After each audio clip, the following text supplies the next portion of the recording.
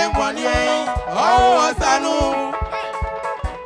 Wabasasa, Emwanye, oh sanu.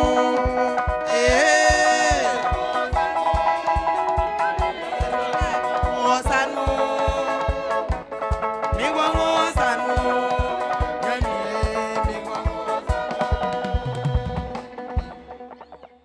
Alléluia.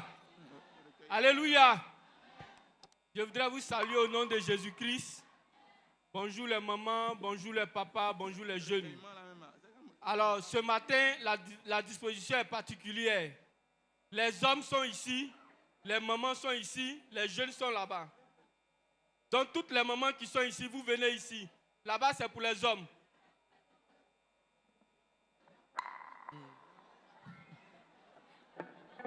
Les hommes là, mettez-les sur une seule rangée et puis vous mettez les mamans là ici.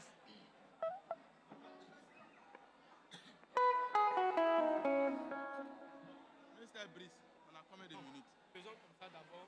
Maintenant s'il n'y a pas place.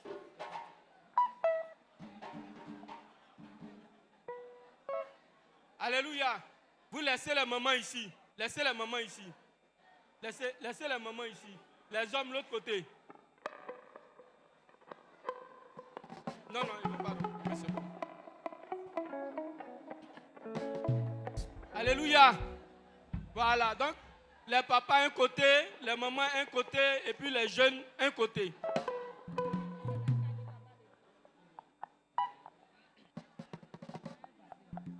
Adonai.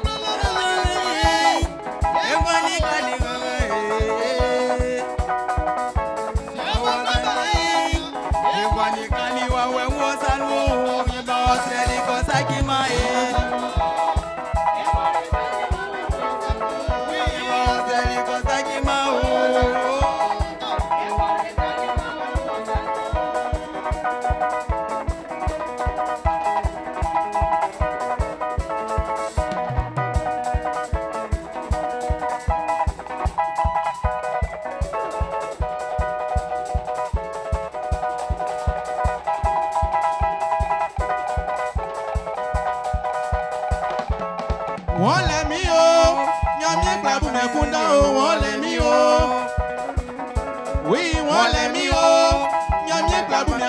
o, wọ́n lẹ̀ mí o. Oui, wọ́n lẹ̀ mí o, wọ́n lẹ̀ mí o. Oui, wọ́n lẹ̀ mí o, wọ́n lẹ̀ mí o.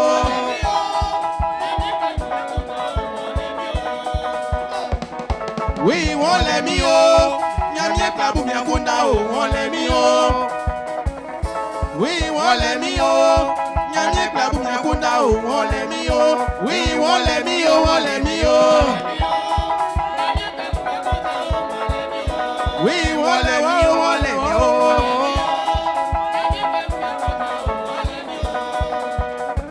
Ìmọ̀ tí Malike fi, wọ́n lẹ̀ mí o, wọ́n lẹ̀ mí o, wọ́n lẹ̀ mí o. Jésus délimi, Babousran, oui, wọ́n lẹ̀ mí o. Oui, wọ́n lẹ̀ wọ́ o. Nyamie klabu akunda o, wọ́n lẹ̀ wọ́ o. Oui, wọ́n lẹ̀ wọ́ o, wọ́n lẹ̀ wọ́ o. Olè bọ́ kloli eti o.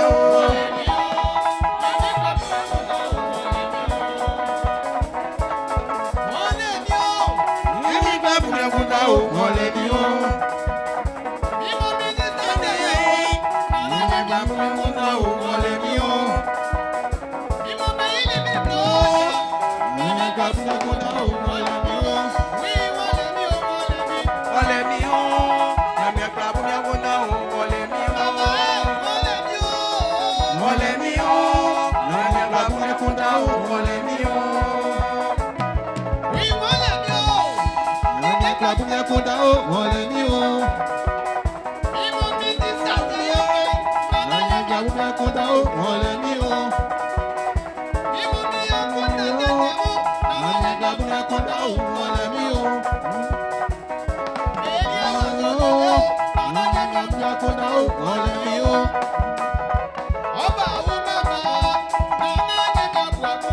Wọ́n lẹ̀ mí o. Nyamie klabu akunda o, wọ́n lẹ̀ wọ́ o. Nyamie klabu akunda o, wọ́n lẹ̀ wọ́ o.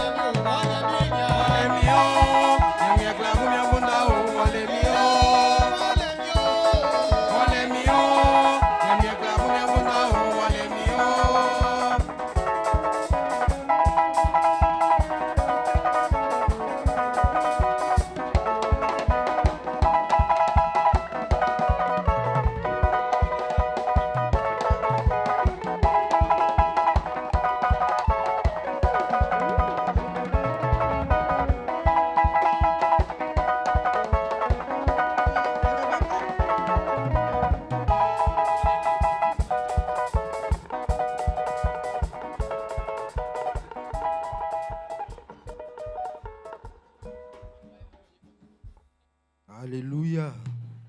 Alléluia. C'est un niemu, un yamakrofo ekpamu, et yamolike inglemu, et mis sans Jésus-Christ, idumainu. Et Israël, blengaboe, et croix, et sunzuni, que ebana, et wadi nyamien inrui, ma Israël nyamien, iwawe, on y est nanti. Et blengaboe, et ça ici, mais isourale, on y est 30 ans, pas Jésus dumainu.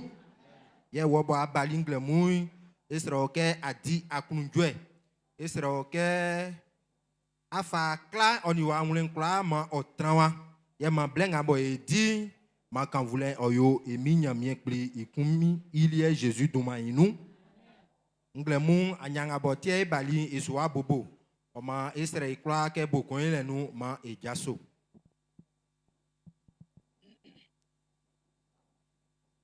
Ejasoma eti ndenga oye efe mla fluanu efe mla netre motue ima bruninyon po fajralo esu ndesonsu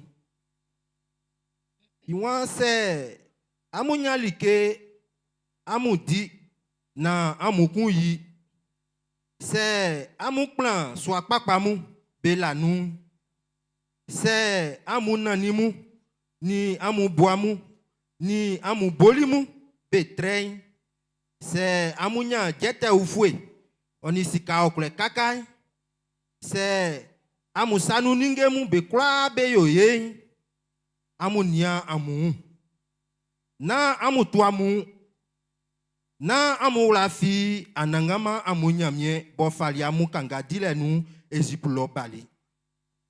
Ofali amu sini awle flene dan surusuri oni wo bo bele bore pa oni nyanglamu benu. Ofali amu sini likake sobo unzue numanu inu sange oyolima unzue fin ye bwe kekleke nu fiteli ye amu noni. Manibo amu simu besimei ofatali amu. Amu nyamie iwa ogwa amu yin ase. Na osa amu nia ye iwa oyo amu ye kenvie. Na amu lafi isu. Alléluia. Alléluia. Ndenga moe Israël nyamie okan kle inglemu ye oye. Oma efa e kantike klikli. Et c'est le groupe Adonai qui a besoin de beau blesson. Gloire à Jésus. Oh, soleil, oh, yo mi fait pas. Jésus mi dévoué. Yes, rakabo mi pable. Ya le mi awe. Alléluia.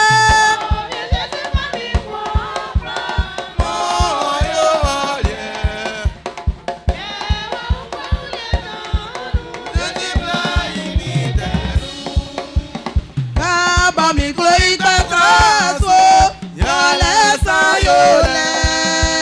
Li kunde malike jefi, sans clousage. Alléluia.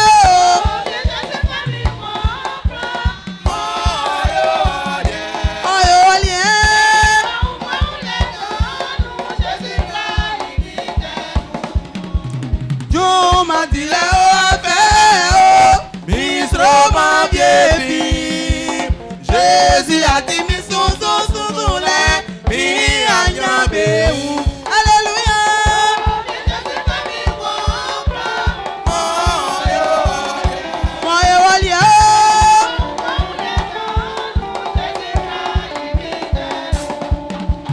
Christ muma e boyoku ma e oyenyu. C'est eto kwa le jefe mu elia etiata.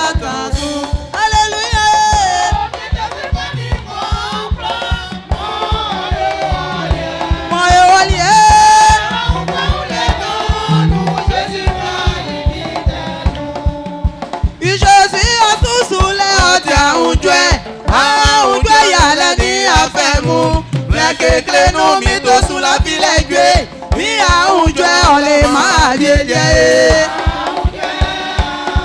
unjwe ngola unjwe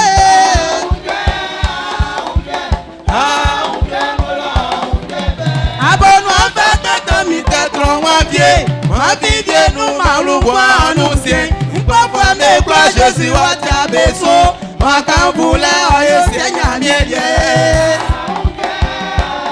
Anjaye, Ngola Anjaye, Anjaye.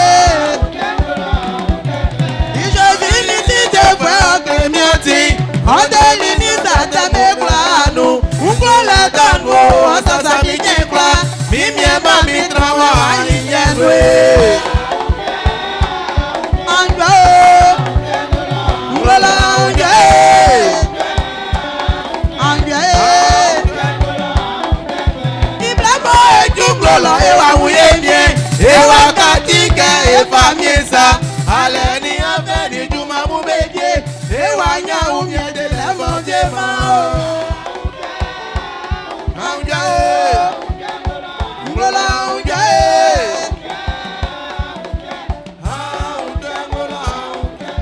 Ibla bo e jungolo ewa wuye mie, ewa katika efa miesa. Ale ni afe ni juma mubeje. Ewanya umye de la mordie male. Anja o, ngola anja e.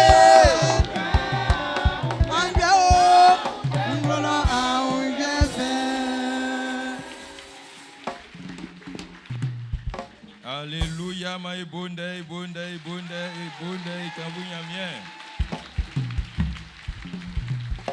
Alléluia. Ma quand voulez ayeyile mamalin oyo okumbake olie. Voyati mi ati si et clofouet et deux fois. Voyasa sa yo akplae un.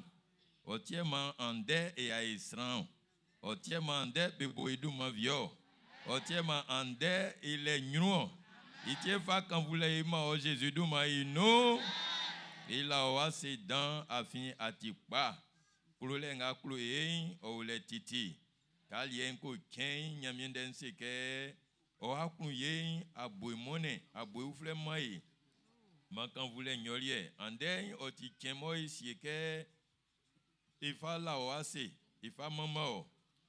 Ifa ble umwe ya kyo sanu. Soin ebo ma aklungue ngamo finwoy o ye Jésus du maïnou. Namali ke fi o kle blenga yale sangema on vlein.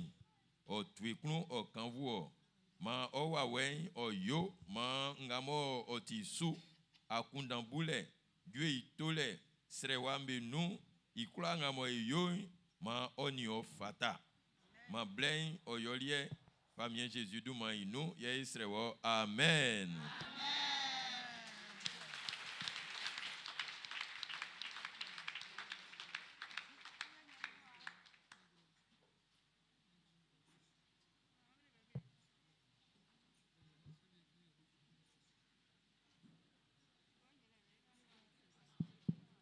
Alléluia. Alléluia. Alléluia. Walia ongwanungle munyo. Walia eminyamie isakpa osungle munyo. Alléluia. Unkuneke ma eyi akunjengamba we kulo ma eyi nglo.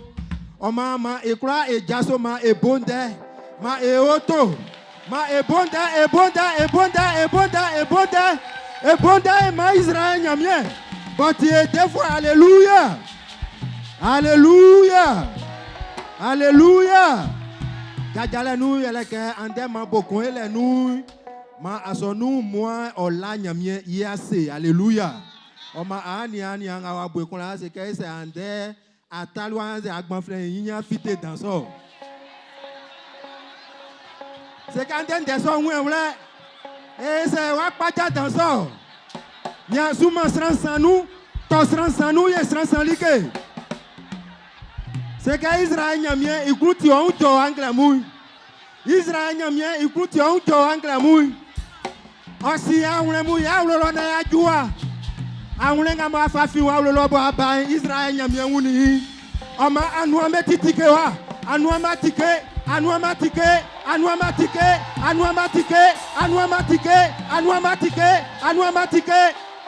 Alléluia. Yes anania. Amnia yenia ngaba besu esunya manuloy e sana eyobelike. Meo Amérique, meo Europe, meo Sénégal, meo Mali. Ma Israël nyamien isurale otrambe sous le tankpa Jésus tumainu. Ma Israël nyamien oyo mambe kula ngaba be o asonu swanganu ambe mambe o devie sur le tankpa Jésus tumainu. Alléluia. Alléluia. Alléluia. C'est Anya qui blanc à ti osura les blanc. Ma quand voulait oyo Israël nyamielia Jésus tumainu. Et pas bon kule ke kangule nama Israël nyamien. Alléluia.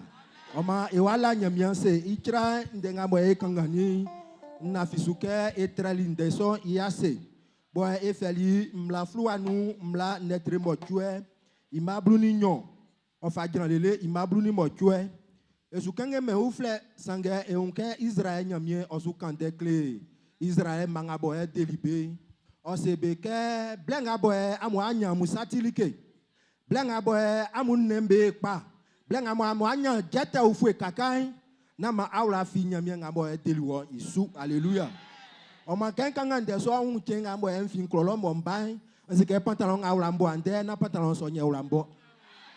Nsike nu ngamba sran vie bobo se ke banga kole isu ya kpalo. Iso sran vie o minyu wa mangle mu e wa sre nyamie. E wa sre nyamie yele ke ye kunema ke e wala fi Israël nyamie so. O mangle mo asra nyamie ke sa yenga mo nyamie eli wo. Na ma awla fi besu le Jésus du maïnou. Afin sranga sia e be me eku. Alléluia. Ma wanye suna sra nyamie. Ka kan de so mu awla pen blenga mo aba. Awla pen likanga mo Israël nyamie fa o. O se Israël mambe ke mfalia mu ezipulong amo abe kanga dile nu. Ni asa pa ke sran vie ba lo be comment souklu. Sran vie ba be lo sran fi ba ma Abidjan. Sran fi dima duma obobo osu. On fera que e la pen sa so besu. Alléluia.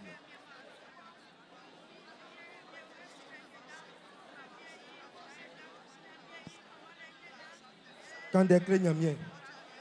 Quand des clés nyamien. Ça o swanga nuwa asike aye efwe otimanyo. Israël nyamien nyaye o yenyo.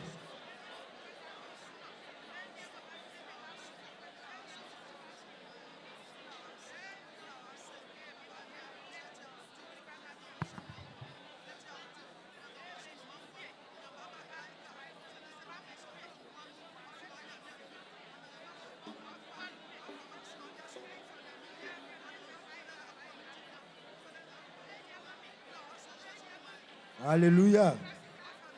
Ma esi Yesu etobrina esi Yesu eti ima bruni motwe. Iwe na amu la fi anangama amu nyamie. Afi ikungba ke ye okra ma mu mie ke amu fa diduma na amu nya amu sanu lingel. C'est Israël ba kontindenga se nyamie wa kontindenga. Osike umie mbobo ngabo e fa diduma kan zu nyamie nyo. Oma ewa strengle mu. Kema blenga boye su bedile nyamie nyruwe. Oyo ble boye nyamie. Umie nga moye fa dili duma moye enyanye sati ningele. Ma umie so isu ka Jésus duma inu.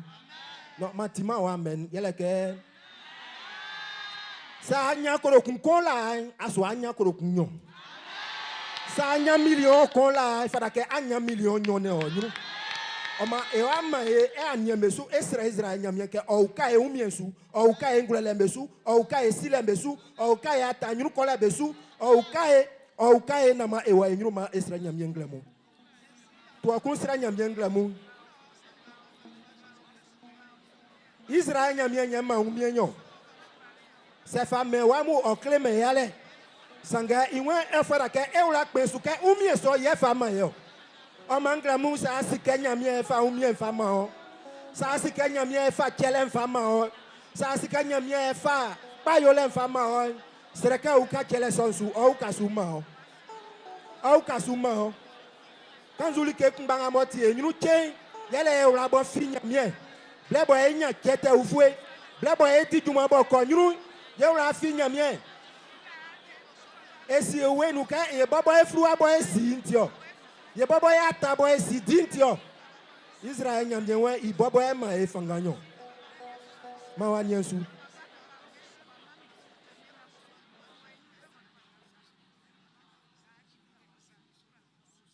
Alléluia nyamye isunzule yele ke asonu man ngabe o asonu nganu wa be kloa ma be wo be nyu dan pa Jésus do ma inu okunde ke si kanga mo e ande anze satininge ngamo ande e fa be nyu afwe balonke e bay mo otra afwelie oma e wasre e ma awrobo be kura ngabo be wasonu nganu ke Israel nyamie boti jete ufwe ni sika okle I nyamie ma osiesi oma awrobo be kura Jésus du mainu ofra ke asonu se manga o pobu edoa oyo abonua asonu ngabo e be kura se ke dia yale difwe onuma asonu nganu Israel nyamie kura e so mai Oma ewa maya nyemesu ke Israel nyamye ikpa ele sai iya nyambe un sai okan asonu nga ke fa fetilo lele bo fa ju jangwa wa Jésus du mainu mai maya nyemesu na ma Israel nyamye ma e nyemesu na ma Israel nyamye sikani jete ufwe otirike pa ye Israel nyamye ofa kemamu Efa sonu mo efa ya ki osanu Israel nyamie. Donc, à ce moment de ça, il y a un sikam. Il y a un sikam bobo anti-olien. On m'a dit, au timi inglo. Yo sako, nama edilalo, et fa kanwo.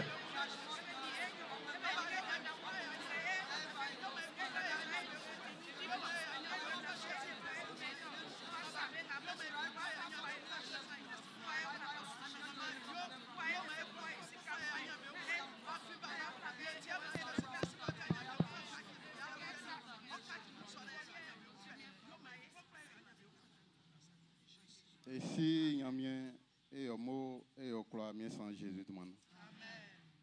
D'aller kenny et maman a maman me la me en sous que ouais adé ouais ara et so ouais ania ngwan ilika ouais moi et kaki sang anglais mon ebo e kon ya australien ninge pom and then c'est que c'est strange bebo kon be sere woy atebesu et la fisque anglais mon ay et trasranyon sansan et la fisque et nenga iman sui ativi et sous la filan sui et yo demandant elle que ateisu bien et fa un lo san blenga soit dit coin akungba ye mamalin onion tran wa we kula mo beni oliang diman ngba kula be fité wa men sans Jésus de mon nom ya duman o ye kan voulait tu nga mo sumo fa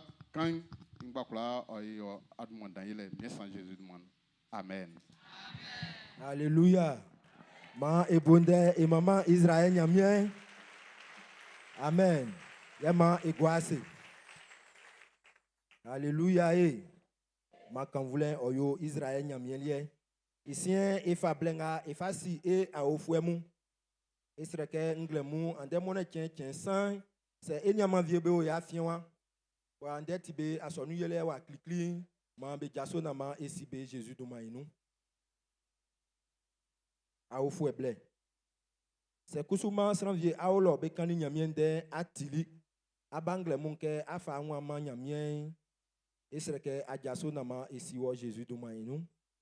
Et on a un vieux médiasoli ma ebonde et sobenu Jésus-Christ et domainu. Amen. Yeah, et c'est nyama beke ma begwase ke e anya e ko enyunu e wa fable e fa ti amujasin. Amen. Et on ti c'est wa ke andemone ken oti e akunye ile nyamien ilika Israël nyamien bo delie ti ibo e fa Egypte quelqu'un Egypte ndin et si que et nous Congo ole i Egypte. Alléluia. Sangeloy Israël nyamien o delie lo of afiteli. Oma nglemu e wasi se una e chelemu. Amen. Oma nse ke chele ngabo ti ande mone chen chelelye. Afi mone chen kla ke ba e chele ne yo. Ande mone chen chelelye nse ke awla sana fa ye maboko ele nu e kla e jaso. Ya e wasra nyamye ke ora kele sobesu afini krai e wa ba kelem be yile nyamye ndenga mo osu yele mla flua ndenga bo e kani iwe blebo e un yo pa bo e coin na ma e wala fi Israël nyamye o manga bo e sike famani e blenwa juke e kusu e wa famen na kan voulait oyolie ma e kla e jaso Yama ekan eti be ase ye Israël nyamie ma Israël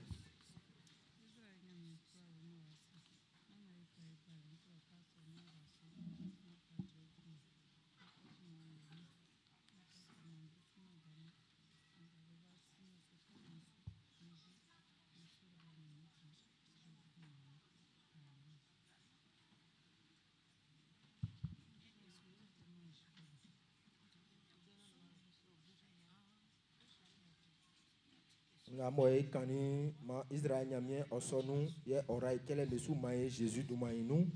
Amen.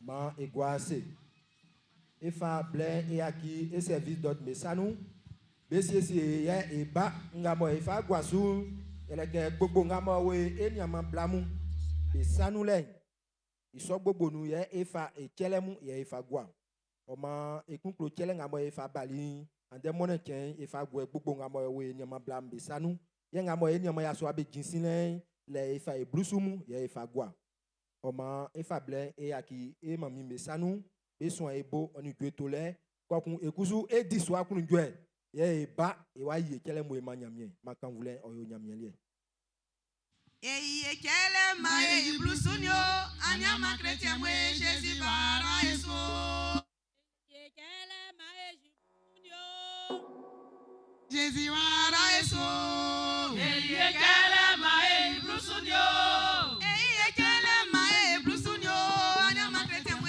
Jésus bara eso e kele ma e blusunyo anyama chrétien mo Jésus bara eso e kele ma e blusunyo Jésus bara eso e kele ma e blusunyo anyama chrétien mo Jésus bara eso e kele ma e blusunyo anyama chrétien mo Jésus bara eso e kele ma e blusunyo Jésus bara jo Jésus bara eso e kele ma e blusunyo anyama chrétien dada mo Jésus bara eso e kele ma e blusunyo anyama chrétien mo Jésus bara eso e kele ma e blusunyo anyama chrétien dada mo Jésus bara eso e kele ma e blusunyo anyama chrétien mo Jésus bara eso e kele ma e blusunyo ma e fa César ye fame Jésus ye kakeli eso osanga ba inya biesikanya kunje surale watre sofenso ma e fa César ye fame Jésus ye kakeli eso osanga ba inya biesikanya kunje surale watre sofenso ma e fa César ye fame Jésus ye kakeli eso osanga ba inya biesikanya kunje surale watre sofenso ma e fa César ye fame Jésus ye kakeli eso osanga ba inya biesikanya kunje surale watre sofenso ma e fa César ye fame Jésus ye kakeli eso osanga ba inya biesikanya kunje surale watre sofenso ma e fa César ye fame Jésus ye kakeli eso osanga ba inya biesikanya kunje surale watre sofenso ma e fa César ye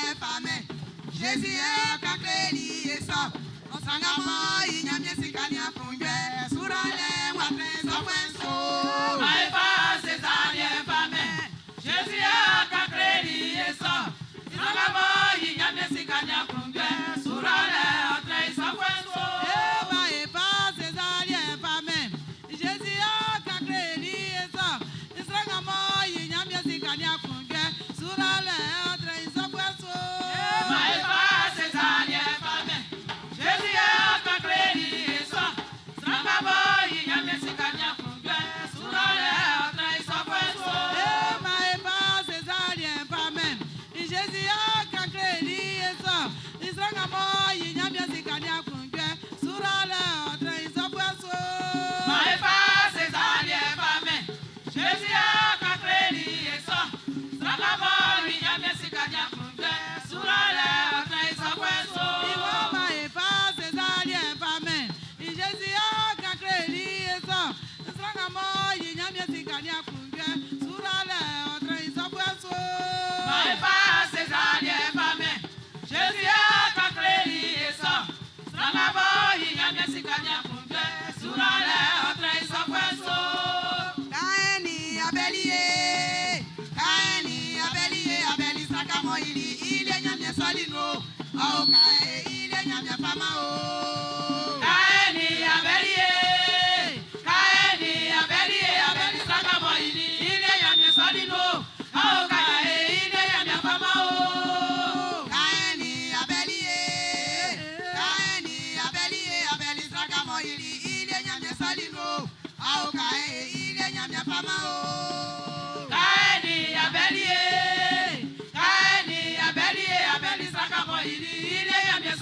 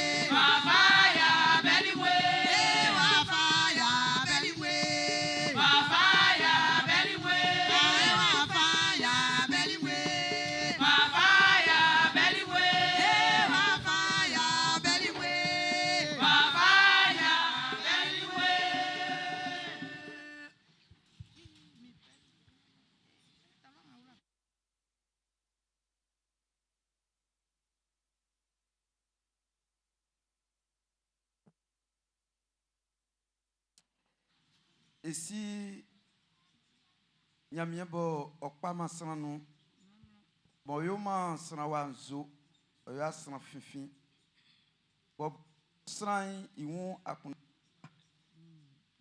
akun ni su ya meni wanti ke andengle mu me kwakwa ibla onyunu je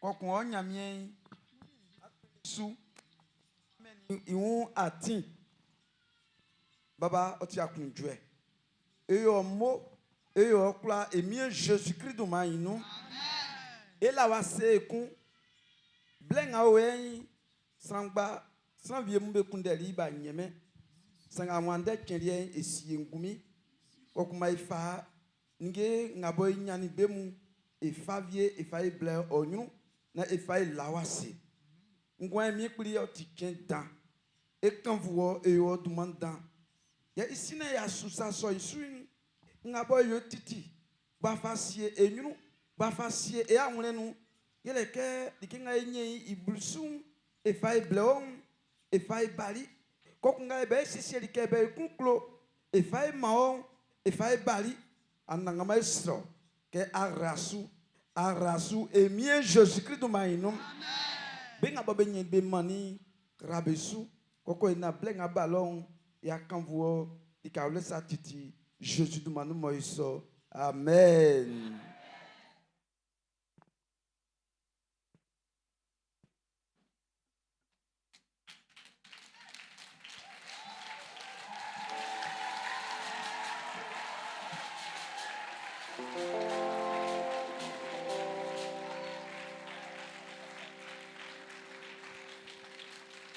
Alléluia. Amen, amen. C'est pas facile, hein?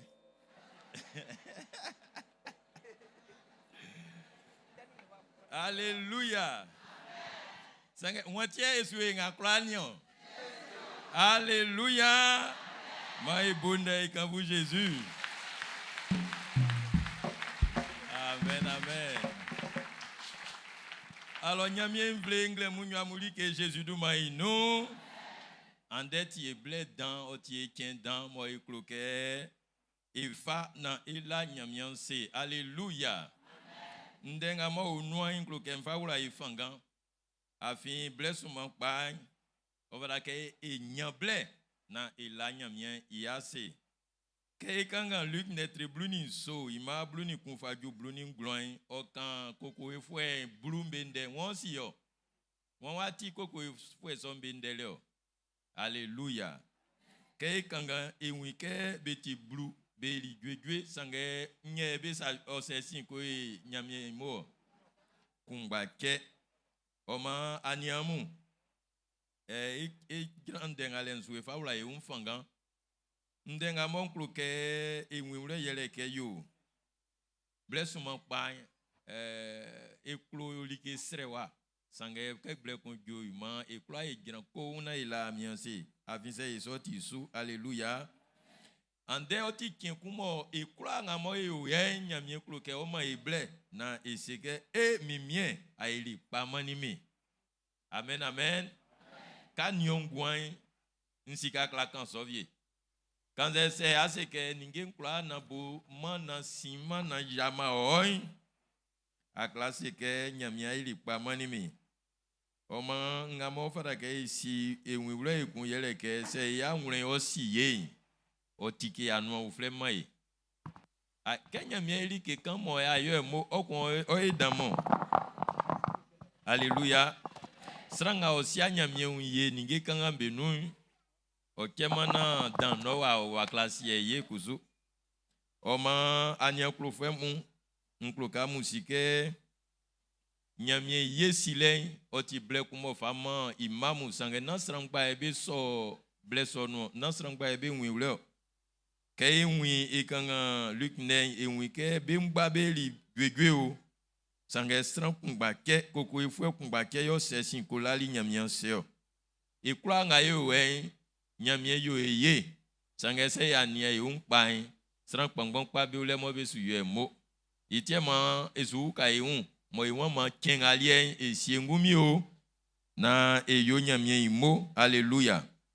Nyamie imo mo be yo mo na eleke e akunjwe wa yimi dan na mi un boso momi ofaraka tu okun se ke nyo nyamie mo. Alléluia. Sran vie bo len o be vie besu o klaye nyamie mo. Sran vie o le bo ba se ke nya o tu pa ken ale o ka ole mo twekun o klaye nyamie mo. Be anwure no ebe tu lo be tu be anwure nu ke be nyamie mo. Alléluia. Na se ke ma mikru jika. Na se ke ma akunjwe o yimika. Alléluia. Alléluia. Yeah.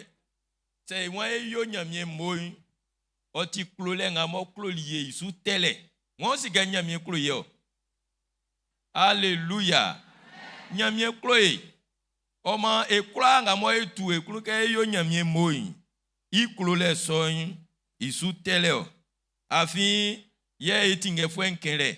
Be kla nga be yo nyamie mo be wla pen nyamie yakun yensu. Alléluia. Nya c'est amamili ki anuma. Nandebo e yanu esu nantina e yanu. C'est nyo wafa ke adiami nene obo mo okloyale neo. C'est que aïe anuma avie sa ki nyonga mfa kota ko alolo. O ezeti a emili ke basa sa ke mayali ke pa mamomo amu ke isran fion kla kriale neo. O manyamie imoele o klike e wla penri ke ngamo yolinsu. Alléluia. Nyamie imoyele o kleke esike nyamie diguma engwanu. Na engumie wa siensuwa iwan mini amwe onu lele men yavilie. Alléluia. Oma blenga mo ekluke ifala amien sien esu di lalo keyo. Quand se bo e jaso nglemu kula e ko jumai nyamie ni e onu. Nyamie raya tambesu, nyamie sasai. Oplaeun nyami oma ya kunda mo ifaye ningemo. Alléluia. Ye aniamu maisike ke si nyamie yun ye fa kele otike anwa danvie mu ekun sakpa wa fanga mo atu okun yo nyamie mo ale ase ozike ye nyamie klo mama le neo ma eto so nyamie klo mama le oklo ke yemo oklo ke ile ase oklo akluye ye comme li ke boflo to kumba kemo monyo ye ngala kondo le ngale hai yo ma monton. Alléluia. Li ke kan o ele nyenga tu oklu yo le sa iwon yo matika no dan mo. Alléluia. Oma ke tu eklu la mien sei o yo samu mai gwegwe len o ti sura le mo o klatike ya no dan mai. Sran vie sa obwa kuna kenya sikanga nko fanko do trom fanko yomo kenya mietinga iwa ye wa kamia nwren. Alléluia. Alléluia. Oma e akun ye o kaki sura le vie muma o imo kale mandima sura le vie mo ti olien nyamie kla yo ma o tran o mambesu onyo anu mambesu onyo anu mansian besu. Alléluia. E nyamie kusu ningenga mo ifame mo ile ase o yo montre sakpa sranga mo la amianse o dia yale. Je vous dis la vérité. Afin o sanu jete kan atienwa ke mfanko la amianse nyamie yaki ele o yo montre blanga mo soli elinu ya lie kanga ko dino ko wu iwan odino wu oniwambe wu kokpini ni sumo famani nyamie alie wa viema igbogbonu italienu neyo. Alléluia. Nyamie oyoma ningenga mo ifame yotre Jésus fali paun noni gwe nyon ko la nyamie se o elise o treli nranu anke ande o chele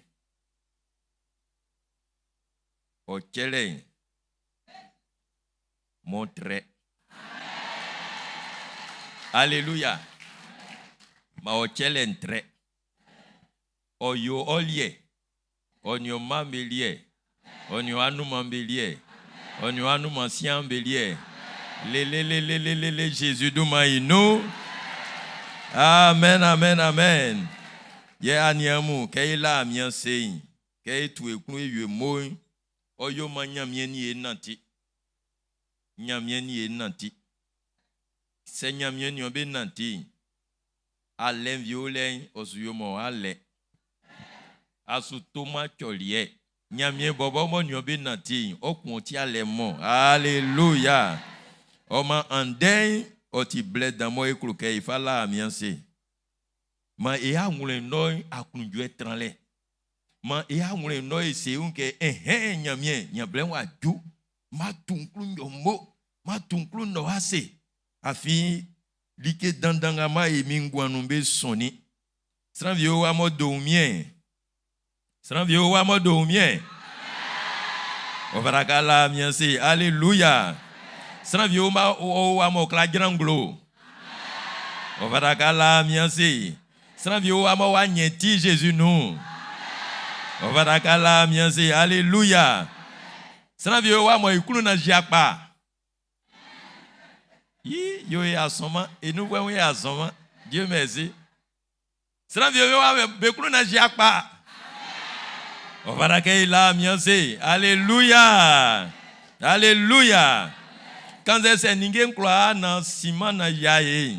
Ovarakala nyamianse. Alléluia. Na mo ike like mo etiti yo sange mo ifaya ngure siesu. Nyamieni ya ngure nu. Anti. Donc asuma mu la fie ngamu. Ke pasteur mo yosa oli yakimile. Ani nyamia mo afion. Anangama nsuba o moyole. Anangama nsuba o asena. Anangama nsufansa nu nige mbama yomo. Alléluia. Oma aniamu aniandenga okemla bluni sien ma bluni so no iwa yo wafanga monya mira osu isu yo farake aniana ajio chelenyo amtige se iwa yo ma ekura eji chele kumba o klike isu se ke nyamie orali ekura isu kumba kusuma na ke nyamie ninge mbeso kenkena mutige itie manken klonglonglonglo ke nasran fise mangun ke yo mankotokunu o ezeti asenge mankotokunu asi wafanga nyamie ranzo so rali osu kotokunu ni atrepa ni oti kotokun san pono blanc yo eza so mi 1500 facile zo. Est-ce que quelqu'un me comprend? Itie maman client sou kebe se sran ke mansa. Chacun donnera selon les bénédictions que l'Éternel ton Dieu t'a accordées. Nyamie bobo kinso wa o mia sranke mansa. Ma ya ki so e wa o. Afina ma o e ke sran onton. So le ponu mo twen. Se ponu mo twen alors ma o dia kun twen oni nyamie be afion. Alléluia. Sran o kla tu conclusement ma million nous. Comme Mélène, on y a bien béafion. Alléluia. Oma, o kelen, ngamo fala mien sei. Otio lalo masuki. Otio lalo. Omansu fama mi lalo mfa momo. Okusumana fo lalo fa miami. O c'est amen mania. Alléluia. Voilà, dis lalo il clame boke mania mien. O Dieu wa klunjwe o ma misini minimu blenye amu ke programme ya pe un afa viele neo afi ingo kan yele nyamie ya sena o fanka pombo wa ikan akpo parce wa o fata ke esia blena ya yikelenyo ye wa ikan atin wa ikan. Alléluia. Moi kanyo ole et soit tout et kunu kebe afle et ke basa.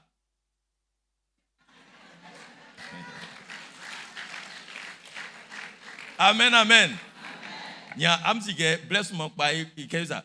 Asonu wa pima. Mo yo e mo pio. Mo yo. Obobo. Oma tuo kunu e ka bale si ablekba. Alléluia. O fatake e tuwe kunu blenye. Ma e wike nyamie o yolie yedan. Nama e ke koko e fwe ngluan. Nga mobe Fabia timbe o linsa. Sangema e yoke. Kunga mo selisi. Afin se ila amian se. O fasura le ou vie fa ou kaso. Amzizo. Mangwegwe bole. Ke koko e fwe kungban selisi mo bali. O eli gwegwe o neo. Sangé Jésus c'est que yo. Va. Ta foi t'a sauvé. C'est-à-dire, nga oti lilen, ben ngalen, ben goulan ngalen ba tiang ngalen vie. O kele nga fa ba wa e manyamye wa uka ongwansu likekun. Wa fa sura le oufle fasi ongwansu. Alléluia. Alors mon sansu, c'est que misi nyamye. Anden. Unwe ke o sanwo mingwansu. Na wa se Aimi gwegwe asasami nawase surale mo mingwansu mo bless mo pain ma wen ure ande ken somi mama le no somi kele no somi akuye no ongumi yani mama le fatal Ande, oni me yavielie, et fa quand vous l'ayez mort. Jésus nous m'a nous. Amen. Alléluia. Amen, amen. Oma, la longa mo nous en fa ou kandenga su. Yele likinga mo nyamie o yue ya sonua mkambe pole okun esu. Wabu Kendan Ibo. Amen. Nkluke na mian se Jésus douma inou. Ma ekla e bonde ila mian si oni. Sa dandanga monya mien oyoyi e afien. Alléluia. Ila mian si afin mouke Kanama bain sa canvier au trani a sonou i terrain vient besou terrain nan mo a sonou o fali sa facie souke o fa et la mien se afin donc a sou terrain nan son wa yo elie nden wa siesie. Alléluia. Et là mien se kon afin amutuli amuklon amko fali soit pasteur be soit sipim quartier ado. C'est ça, non? Hein? Bel Air. Ok. Cité Bel Air. Au maïla, mien c'est Jésus du maïno. Afin donc à sou, et ni si pim lo. Quand à mamou granilin, et à sous-soulé, donc à sou, un classique, soit mbo, à kake, plan y, R+2. Au ma. Jajalenga mo eko susu nyamie fanganu e osu oma ngamu yoliosu kangben ti la mien c'est Jésus du maïno ye insansu la mien c'est afin nyamie bobo wa fanga mo ininge mu bless mo pa oboye noa ngama sunzuman okun ania nyamie wa yo wa mo anuma si ekpem benu beyin ko to soaviesu mon classe que R+3 au cité Mami Adjoa, Batim 2. Oman soisson ye donc à son nom sous fait ça face yesuke oye pasteur me soit et bon man c'est que surintendant y soit. Alléluia. Bien à il y est soit sera bien be merci kana beto y won keke y a moun c'est ko fa man son nom. Alléluia. Oman ko yesa asike nyamien bobo ye osufama o. Nzike atre pasteur vient besi ke me swanga ifali o mois dans ye ke pasteur bi o lo e sene anya bi osu nyame won yo ntili ma nsi kokoa. Alléluia. Ye inansu le nyonu esu sre nyame ke o ka heo ma e yoli ke ma o ka e blusun ye kele mbesu ke sre nyame mbo e no atoma okunle mo twe kunbanu e atike Likanga mo imambe yo mariage mo be ko dili ki loin. Sran kun su feli e fama oma asonu wa fe sa wa si esu. Alléluia. Oma na fisuke imamu ka mo ay mariage si am su kali ka ufle. Eli kali no am kom ko dili ke o. Amen amen. Ya ikasien yele eswa mo iwan esu plan asonu swa yi ngamo o talent sulo ngamu wilen. Nyamie fanga nu isu flua nkloa ngamo be ko yoy inu wa yasien anuma sin be va blelie. Itie la miense mai bonde ngamo nyamie yobelemu. Alléluia. Alléluia. Oma ninge ngamo mfimbe kan nyamie oma ifanga sango sin srambe no mai bobo. Membre du conseil, am croire à moule, anjao masonou mambe bonde be la miense. Membre du conseil. Non, non, bureau, moi entrer. Membre du conseil, le conseil. En bonne pas, en yoé babambe mo. Alléluia. En moni du maman miera muso. Yema est membre du bureau exécutif, vous, directeur, mon benga, Manyamien, oramuso. Ah, moni juma. Alléluia. Ma eyo e yaswamu. Yaswanga mobe o asonu wa ma eyo be kula be movie. Bon angla jaso ensika mo buinga su. Yaswamu anjaso. Ma sonu bonde la miase. Amen amen. Ma eyo blambe mo. Ay am jaso vie. Ma yo blambe mo. Ye kasien ma yo banflen italo mu be mo ma be jaso ma ibonde la miense. Oye ça soué quand ça. Banflen mu, je m'attendais à ce que ça soit plus vivant hein.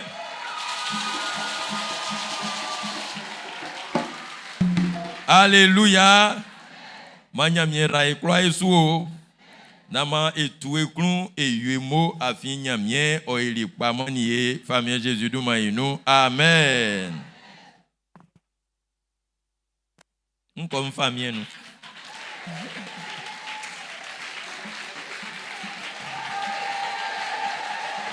Amen amen.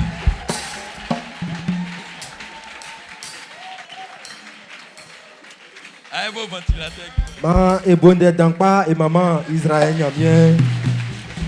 Oni kan voulait on fata, oni ayeile on fata.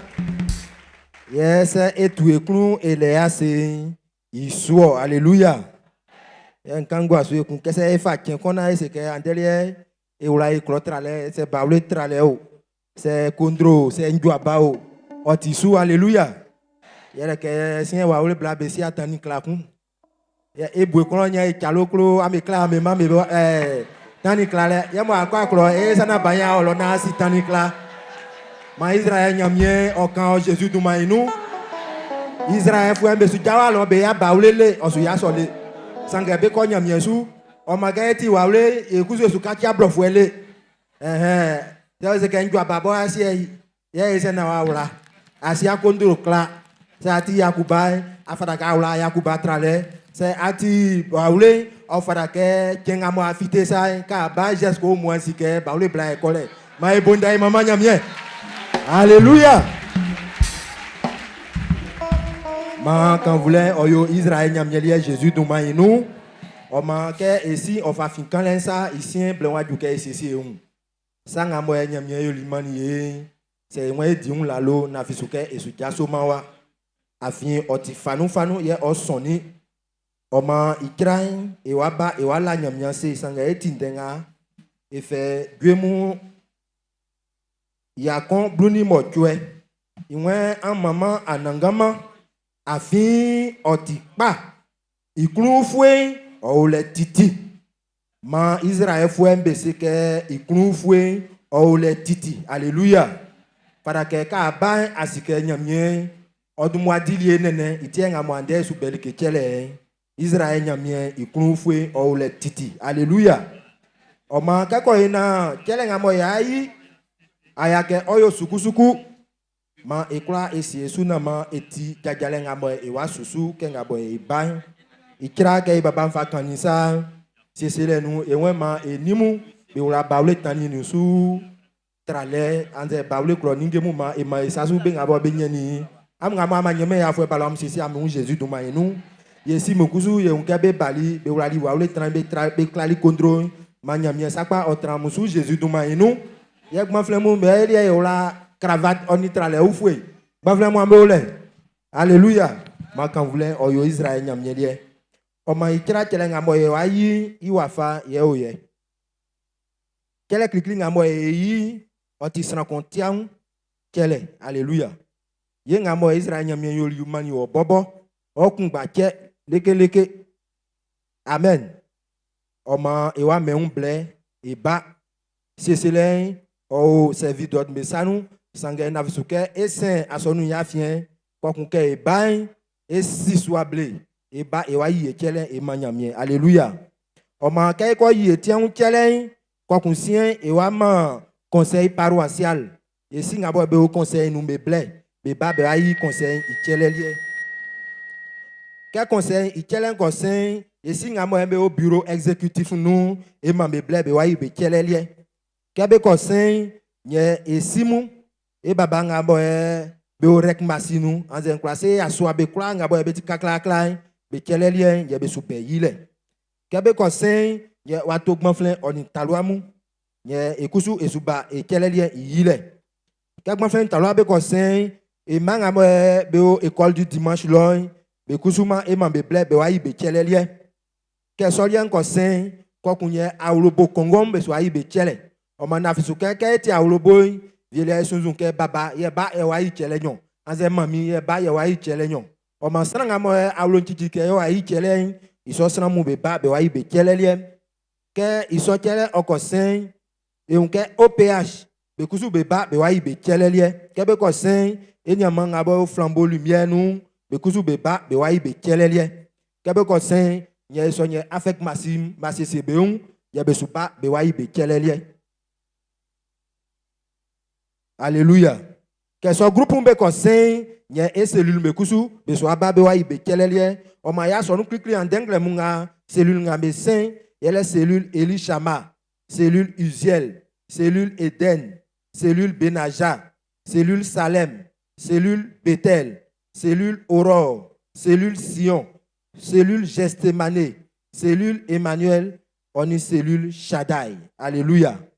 Et groupe e cellule nga bo be saint asonu klikli nga e onu ye nu be ole o ma e unke e koral suru nyamien be so e bo kele so yile bleno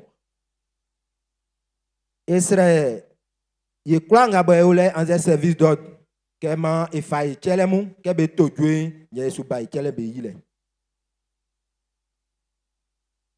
an ma jwe e un se tie nye su ba ela wase o esi nyamie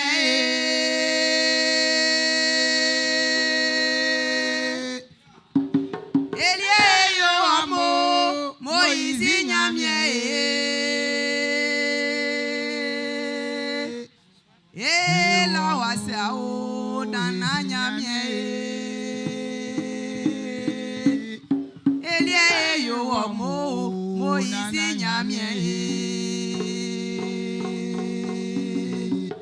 Omani ekwa o satia ela wase o waka ewa bonu satia ela wase o asanu mambe wambe liebe la wase o enyamie elie ela wase lele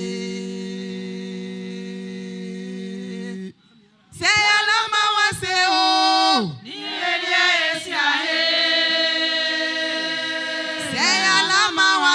Oni esia yo sayo ao na ke elia ifreyo sanga fangano siema e wa mamenwa o seya la mawase o elia esia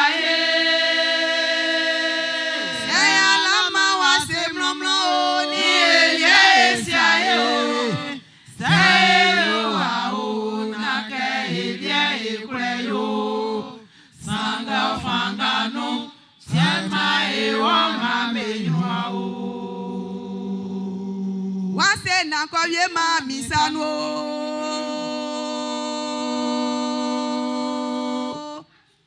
Wase na kovie ma misano. Na nyamie iya se na kovie ma misano. Ase na kovie ma koyona wayo.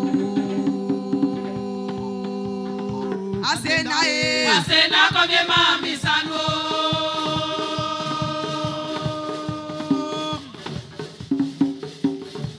Ase na kovie ma misano. Na nyamie iya se na kovie ma misano. Ase na kovie ma koyona wayo. Yo, ewa susu, oma ese service do dumeke ma betinge kenga ifa kaninsa sans compter un chele isua e bobo. Oma a chele ngamo afa bali kebe kleati ma e susu ye ma e la lasu na ma e bla ke etia un conseil il faut mbesen kwa kun bureau ya so ambe subesu ya so abe subesu bla be subesu kwa kun gbanflemu ye esisi ba. Oma ema mi besoin ebo ma e bla Jésus du maïnou. Wase na kovie ma misano.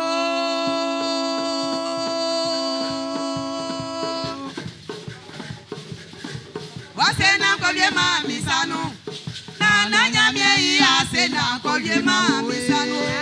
Wase na kovie ma koyona wayo. Ase na kovie ma misano.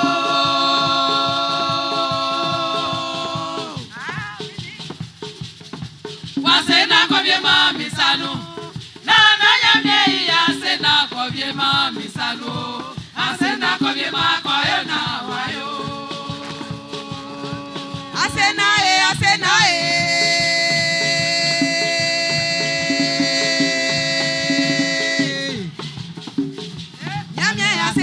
ase na nyo.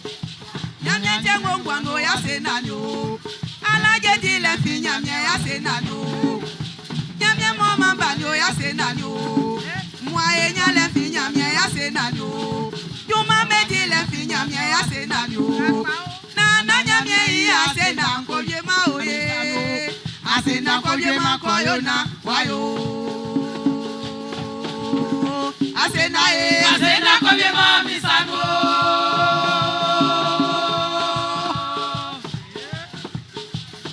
Ase na kovie ma misano. Na nyamie ya se na kovie ma misano. Ase na kovie ma koyona wayo. Ase na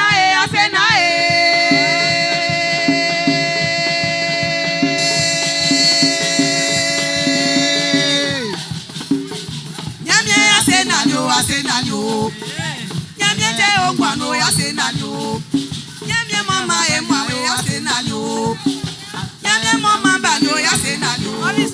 Nyamie teje ejuma ya se na nyo. Nyamie tenye e lawe ya se na nyo. Mwae nyale fi nyamie ya se na nyo. Na nyamie ya se na kovie ma oye. Ase na kovie ma koyona wayo. Ase na kovie ma misano.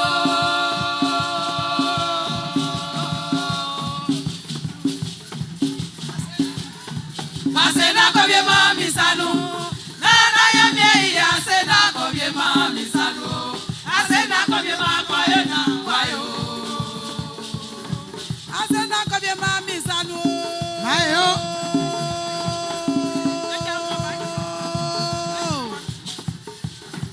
Ase na kovie ma misano. Na nyamie ya se na kovie ma misano. Ase na kovie ma koyona wayo. Nyamie ase na kovie ma misano.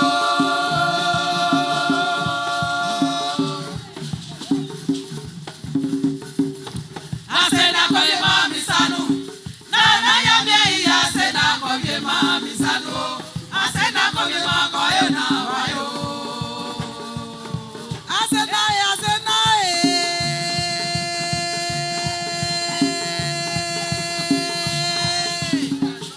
nyamie ase na nyo ase na njema. Ibo mani e laura ase na njema.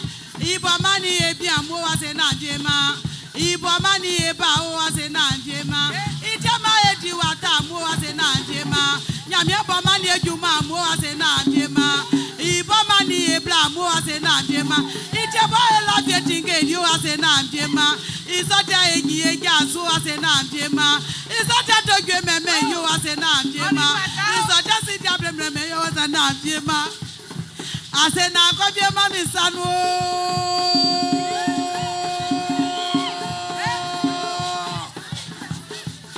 Ase na kobye mami sanu. Na nyamye yi ase na kobye ma oyo. Ase na kobye ma koyo na wayo. Nyamye ase na kobye mami sanu.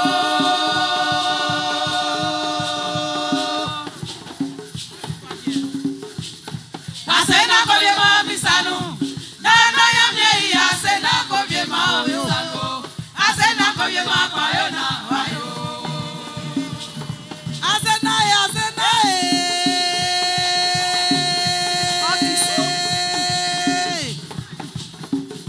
nyamye asena ni o asena ndema, nyamye asena o asena ndema, nyamye bosa sa engwa ni o asena ndema. Nyamye bo nya egwa so ase na ndema. Nyamye bo toze ma yo ase na ndema. Nyamye bo sande ma yo ase na ndema. Ibo jale ma yo ase na ndema. Itema na linja so yo ase na ndema.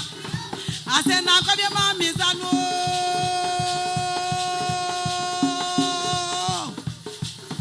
Ase na kobye ma mizanu. Na nyamye ase na kobye ma o mizanu. Ase na kobye ma koye na wayo. Nyamye ase na kobye ma misano.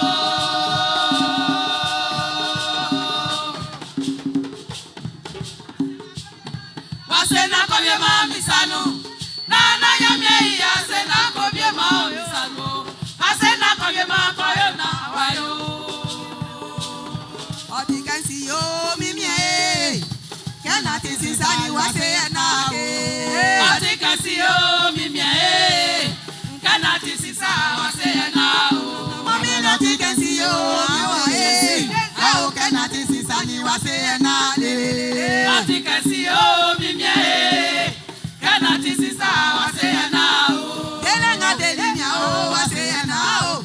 Niwana mani nya o wase na o. Alaje dile finya nya o wase na o. Mwae ngamani miao wase nao mie otikesi yo miae ao kena tisisani wase na lelelele otikesi yo miae kena tisisa wase nao otikesi yo miae ao kena tisisani wase na otikesi yo miae kena tisisa wase nao. Bonde mama nyamie, bonde mama nyamie. Alléluia. Nyamo esra nyele ke kuranga eyo ma ojo nyamie krusa fon. Alléluia. Ya masura le obu ogwa esusa bua. Alléluia. Ma kan vle oyo Israël nyamie lie. Nsra ke na etransi bobo se nya via kele meyi, ete si able, ete gbokosu, ete fa mama nyamie. Alléluia. O ma isien e wa fle conseil paroissial fuemu. Ngamo eyo sien yele keke flamui ma efite wo sien ko ku ese asonu ya fien ses afian de kenri ni la alien ti akon. Alléluia. O ma ke ya fle baba mu me baba mu be wo sien lo ko ku be fa asonu ya fien be ba ke fle mamu ma be so ke fle bakanga mu kusu ma be so. Alléluia. Ya ma ke be ba kele so yile mo e kra oti bokon ele nu ma e kusu e jaso na ma e si able li ka wole ke be bai ma etodue ni ka wole ma kan vle oyo nyamiele. Alléluia. O ma e fable e fama conseil paroissial ke be bai ma e kra e bonda etodue e sodue son sous Jésus du mainu.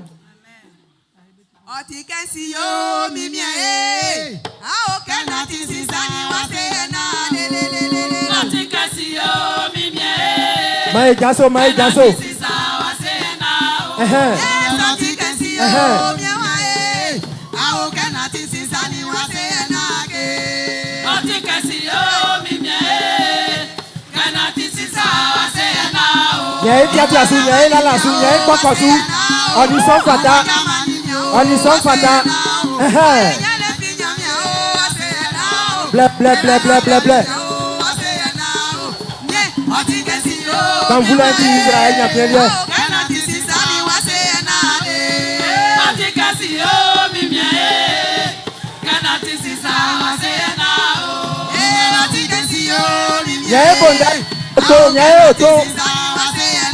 Alléluia.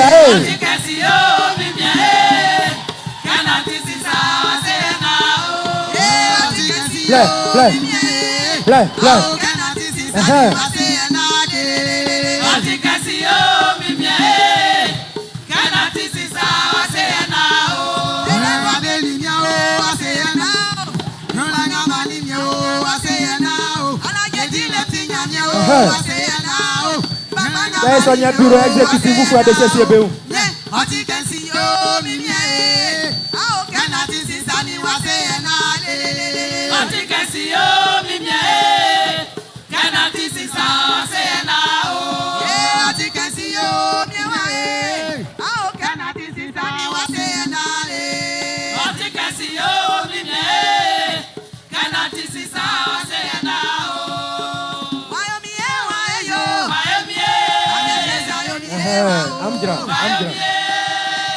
Baba me dueli ya nyelenga we na be o mo oma esimu ye base be ga be o sien lon amu blisa akoko amu sen afie nu e unke e ba pastor kusu odumwa enyunu oma baba nga be o wa ye ko esi ko kunya Yesu fite ke be fle e ye fa tin dan no e ba hallelujah hallelujah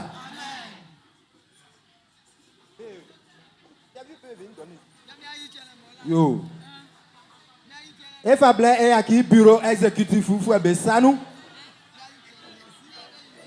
Mame tojo, ne do. Isati na ase o nyamia e jama e. Kaya sonya be kwa me kusu be kukusu. Isati na ase o nyamia e jama e. Ase na e. Nyamia e jama e. Isati na ase o nyamia e jama e. Ase na e. Nyamia e jama e. La sukamania. Play.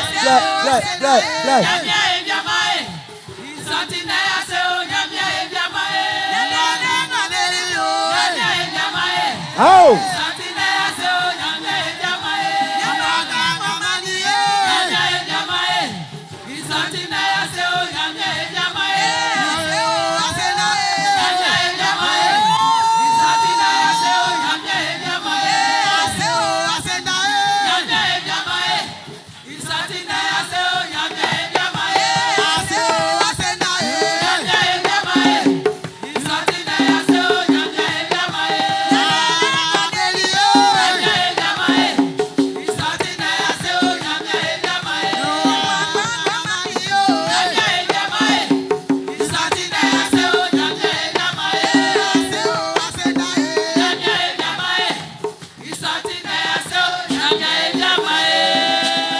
Alléluia. C'est un tien d'abola, Moukou Thomas Soutio. Ma quand voulait au Israël, Yamielier, au ancien blanc, anti et à soi mon bélier, et si mon bélier, mais quoi gabo abeti à soi et blanc yaoye. Alléluia. Ma écaillon, y'a ma mimou, abe soimbo. Na mon jo, quand fa kanisa, et fin, et a fin, c'est que et bain, y'a la sounya, ou bokosu, on fera que contrôle au keje. Ma contrôle au keje. Alléluia.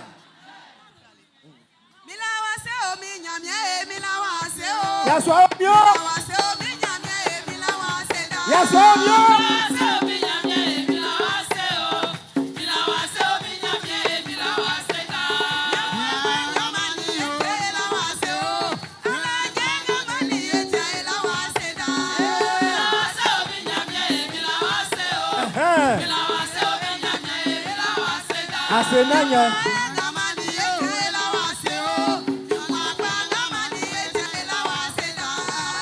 Yaswani. Play. Play.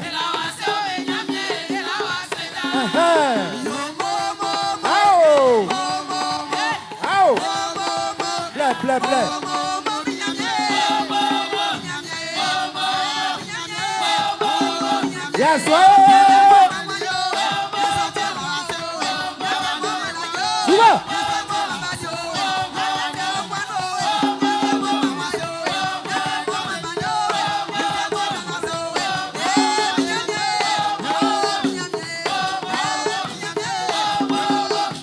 Yasua Beoni.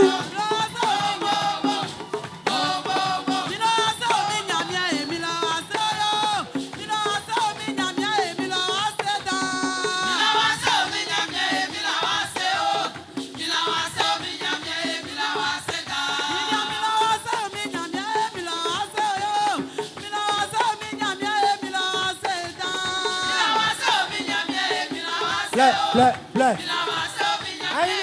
Yes, I'm the last way. Play.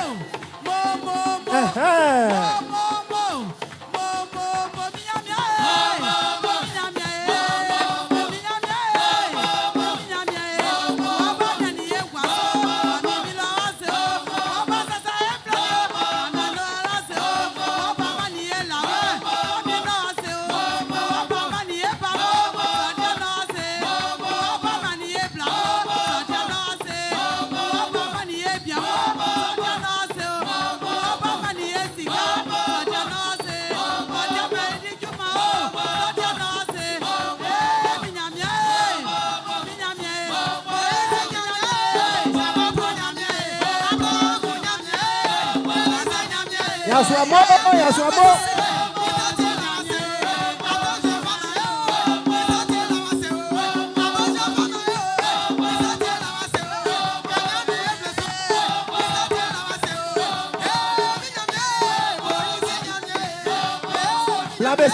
Plabe CCB1.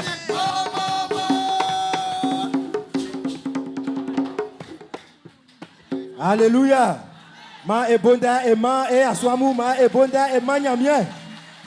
Et la fisuke Israël nyamie écoute un joa. Oma am sesi amu blen wato blamu. Kateke ati bla. Mo nyamie drali woklan kengasa. Mo awlobombe wa be sanu mo sura le wa musui e so blen ye oye. Ke bla be sen ko kun gbanfle ni talu amu ekusu ye yasin lo ye esu ba ile alléluia. Oma blamu ma e bla.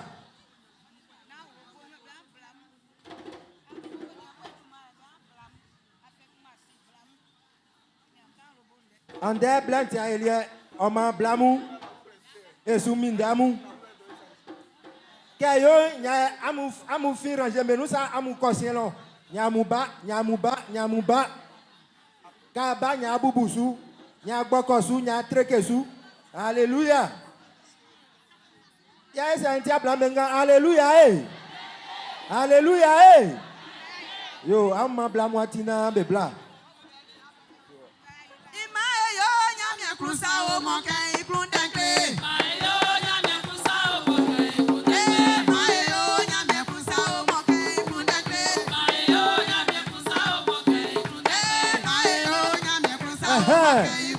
Ye gbokosu. Ye ngai wen fite na ma ese atinya fe. Ma ese tebesu sa won fite se kesu.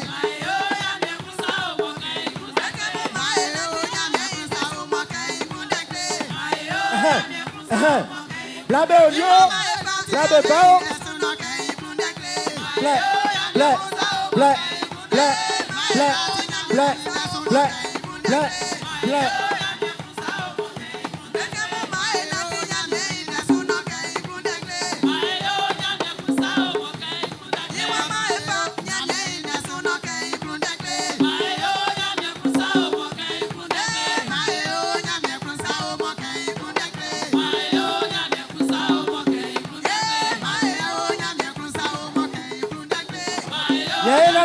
Nyaela la su blamu.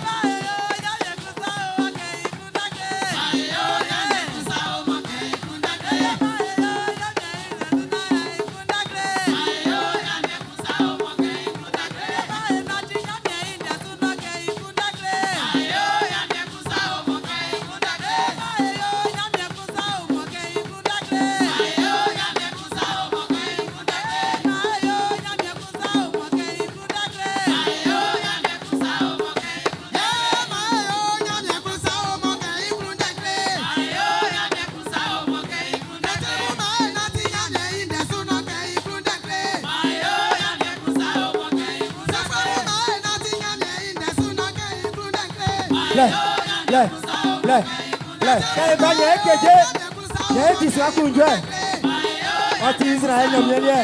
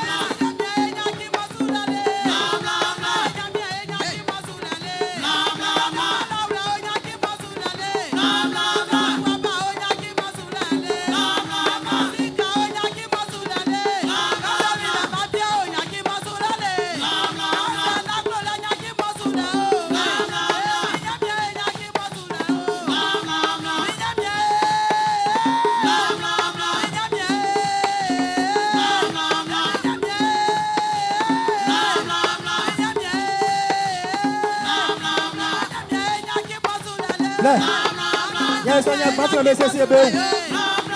Parce que nous maïs assez long. Maïs assez long. Parce que nous talons nous maïs assez long.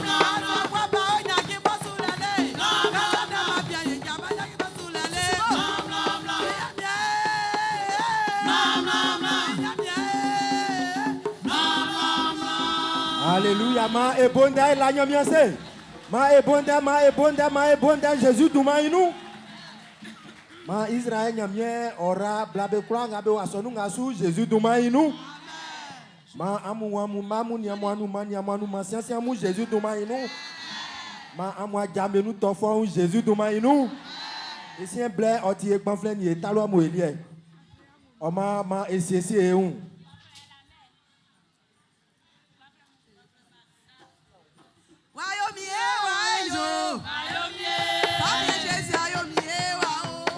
Pas la même là.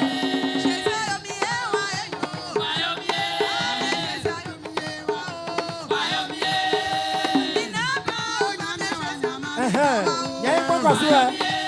Bon frère, ça dit ta loi. A dit bon frère, on soit à nous. Puis que si un homme là, il y a derrière moi, il y a mieux. Oh.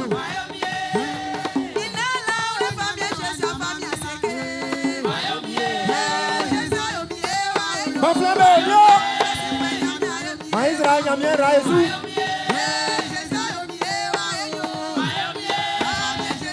Naka, c'est là. Ça où la télé, nous, Jésus, nous m'a dit.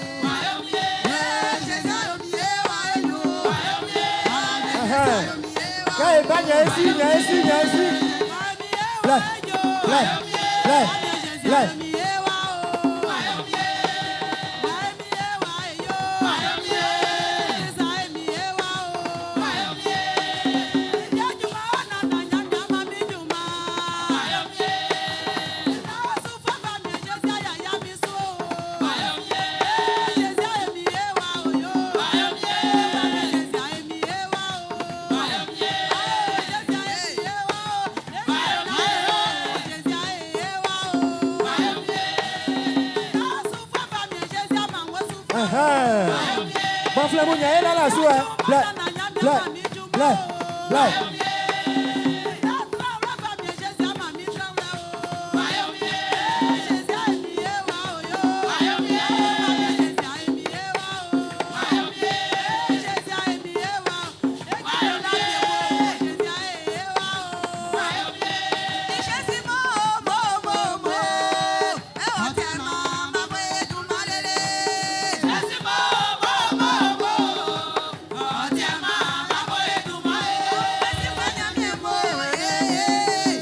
Pas comme ça.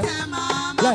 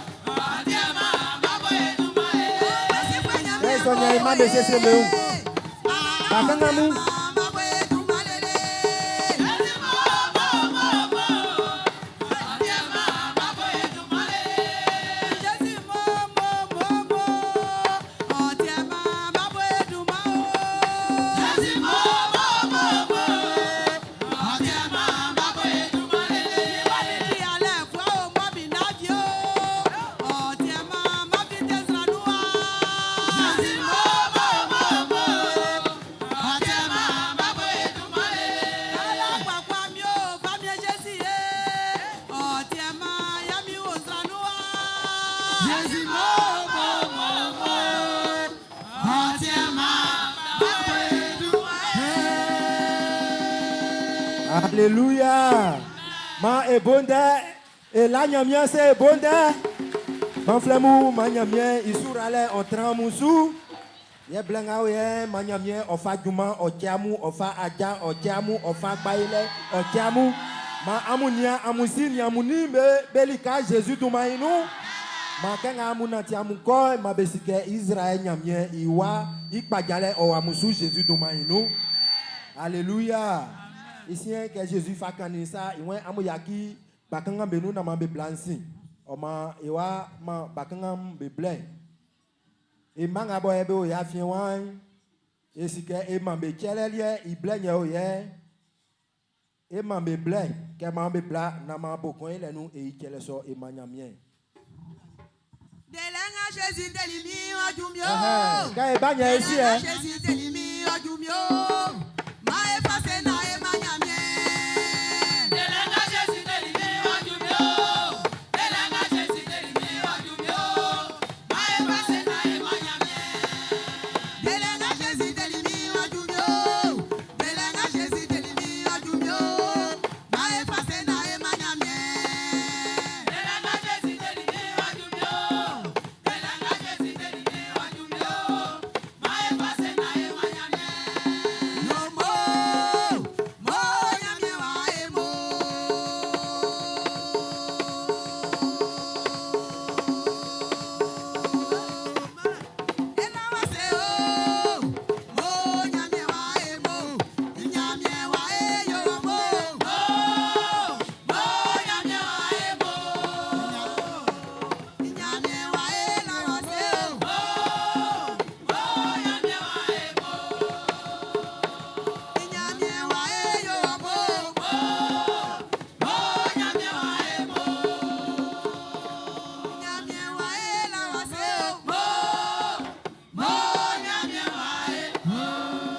Alléluia. Ma ebonde maman Israël nyamien. Amen. Ici un tele wato aulobom. Amen. Et si que ngabo ambo amu lo amunu atole su que sran coin o yi tele nyon. O mambe kwa ngabo be yi aulobo tele et c'est que ma e yasin lo na ma e bla. Alléluia. Ka ban ablenga si que aulobo ablenga silenza. Alléluia.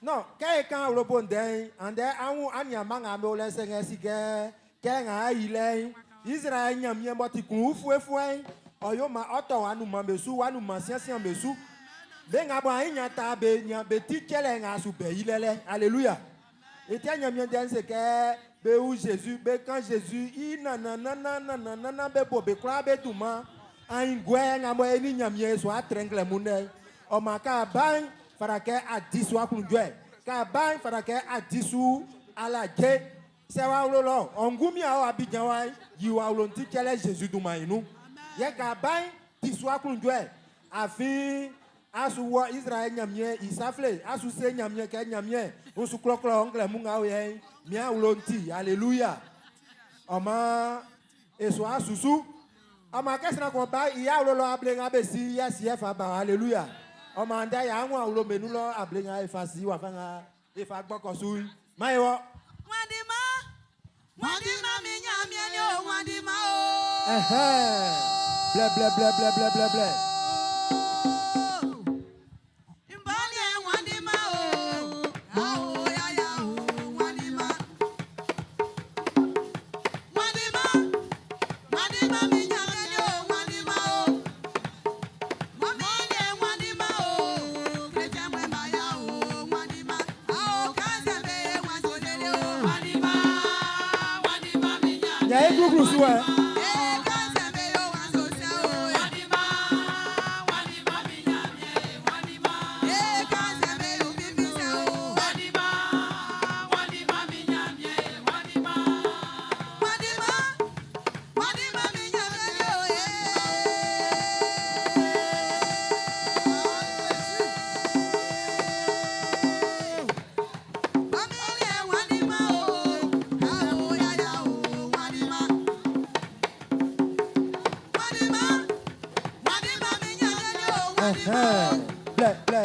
ble.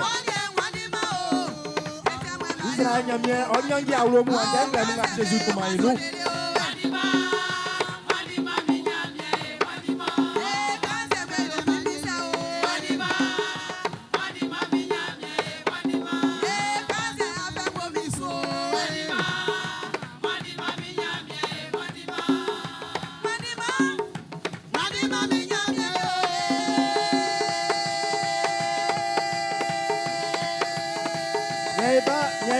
Nyeba.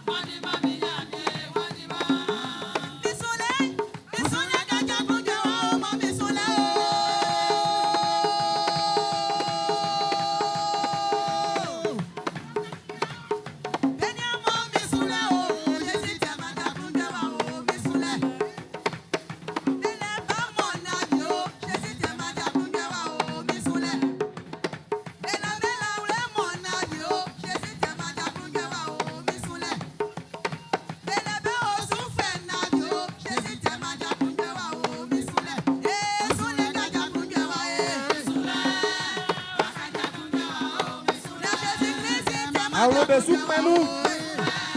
Manyamie ramusu.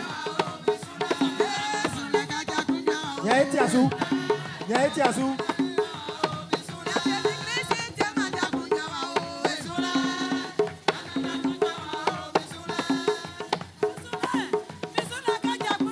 Personne n'a cellule le CCBU.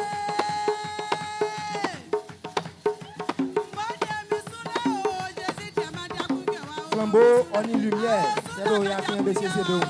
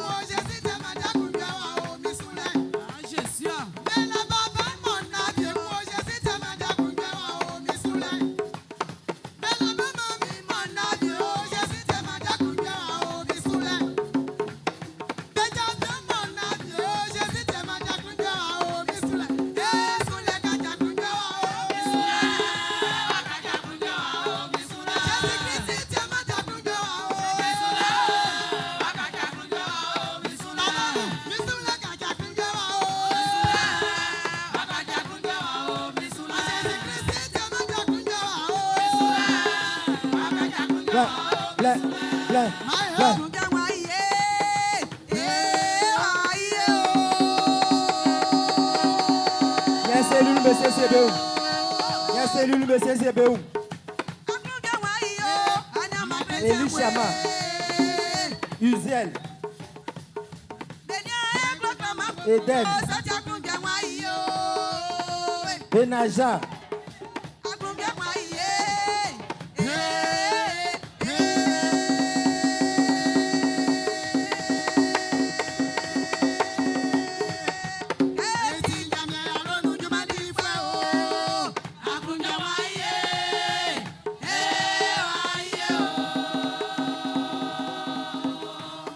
Alléluia.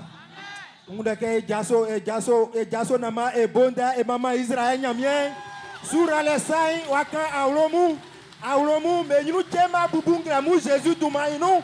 Aulome nu temu ma bubungra mu Jésus dumainu.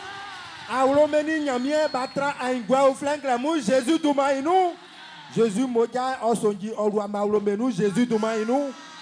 Tenga bobe bouquet amulien wa diele blefnie oswa bobo. Alléluia. C'est Anyang Awabo que blefnie ya ololien soit bobo. Amen. Alléluia. Ma bonda et maman Israël nyamien Jésus dumainu. Alléluia. Et tessu et kelebesu ici un plein wato et cellule mou. Oma et fleur et cellule Elishama. Cellule Uziel. Cellule Eden. Cellule Benaja. Cellule Salem. Cellule Bethel, cellule Aurore, cellule Sion, cellule Gethsemane, cellule Emmanuel, on y cellule Shaddai. Alléluia. Am se sere amun lola, am se ke am pa sana nyo anze 300 ke mame plana be ayi kele soy na efama Israël nyamien. Oma isoble nyawa juye groupe Adonai be son ebo, ple oti cellule melie nyamien vraiment e kla e jaso yete pupu e mwete ho. Alléluia. Ngamo ya ende soa conseil nous yela nga esu il est en train de mawangla munga alléluia o mama e gaso na ma so e cellule menu e me e diakru duali kawle ye ma be bless Jésus duma yinu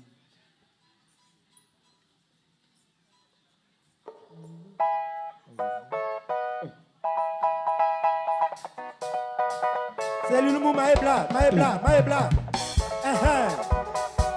ne pas comme ça.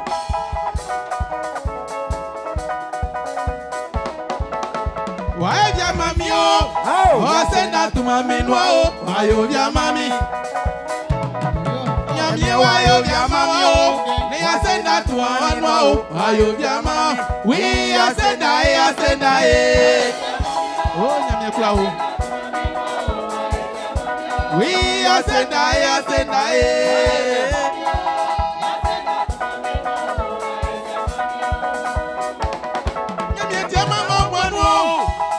Senda tu mami no, ayo vya mami.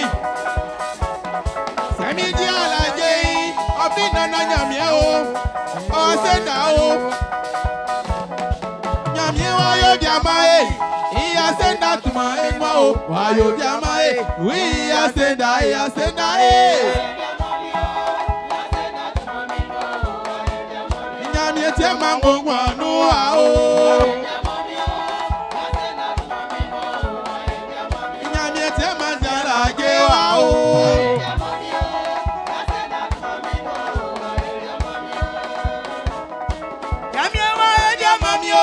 Yasenda tu mami no o, wae vya mami o.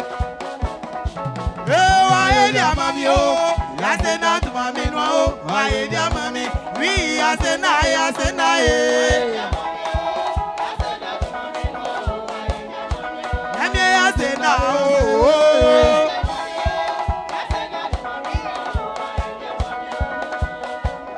Nyami yasenda la jo. Yasenda tu mami no o, wae vya mami o. Inyami tema bebu mi o, yasenda tu mami no o, wae vya mami. Yasenda e. Nyami kuri yasenda o. Yasenda tu mami no o, wae vya mami o.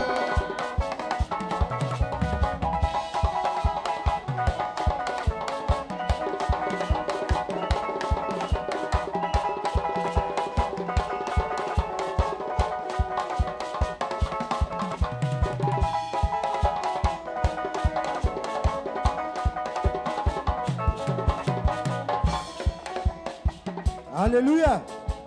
Wow. Andalia igual c'est Yesu. Alléluia. Voilà. Et soit et nous itra et va faire groupe. Et nous bubu anga mo nyamia fa bubu et nous moi fa di juma et wa flebe. Et on ka e kora sro nyamia fo abesu twembe on yela ka ikrai sro nyamia o wa fe keleli mba kebe bai kokun Adonai o subesu kebe bai kokun groupe accueil be subesu on y service d'odmu kebe besen et AIS yeni anga boy be tie photo boy be trai wa wen be kusuma be ba kokun be kura anga boy be ti dirigeant kemisa boy e dran wa tinga nyai on y anyasu nianfo on y le motuenu jasi bofo on y be kura anga boy be ka kindai e kusu e subesu ke conseil groupe Eliel Seraja on y affermissement benga boy be olo boy be clé eniamam belike on y be kura anga boy be o suklu asonu wan on y pépinière nuptiale be kusuma be ba yele ke ajanga mo nyamie fama be sike ajaso otirike dan kokun yeni anga bo be au jardin d'Éden bo be susu aja ihuninge be kusuma be ba on y commission mariage. Alléluia. Alléluia. Wa fetio mai bonda mama nyamie kokun yeni anga be kusuma be suba mame blanc. Ananga mamo, ananga makla, ananga mamo, ananga ma. Jésus est là, c'est oh. Jésus est là, c'est d'un. Amanié moi, est là, c'est oh. Assasalio, est là, c'est d'un. Wabadelio, est là, c'est oh. Jésus est là, c'est d'un. Ananga mamo, ananga makla, ananga mamo, ananga ma. Jésus est là, c'est oh. Yamia est là, c'est de. Wabadelio est là, c'est oh. Wabania Yesu est là, c'est de. Arali Yesu est là, c'est oh. Amalio est là, c'est de.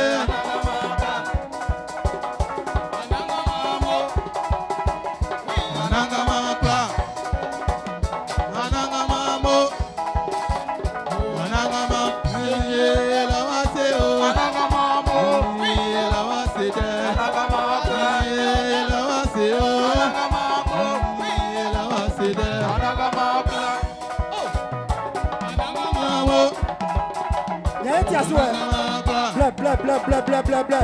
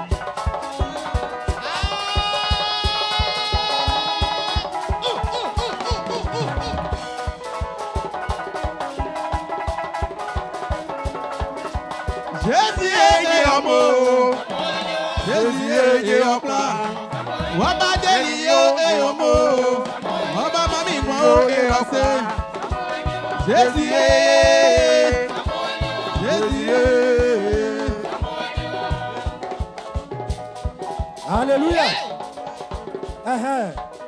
Voilà, on a sur on y a donné un bassin, on y service accueil, ni service d'or. Ici, il faut blâmer il y a un AIS, Ambla.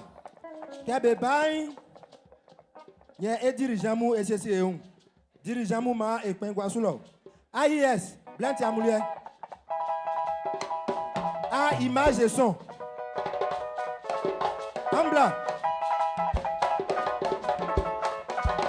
Jésus est amour, Jésus est opla.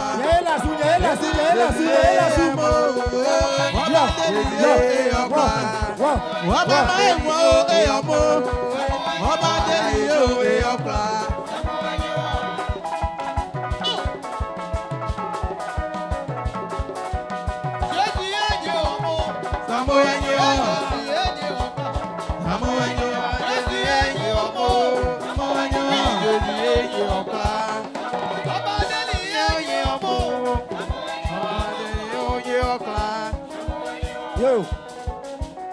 Dirigeants. Ambla, les dirigeants, les diacres. On est des kakifouemou. Mambebla, dirigeants. On est affermissement.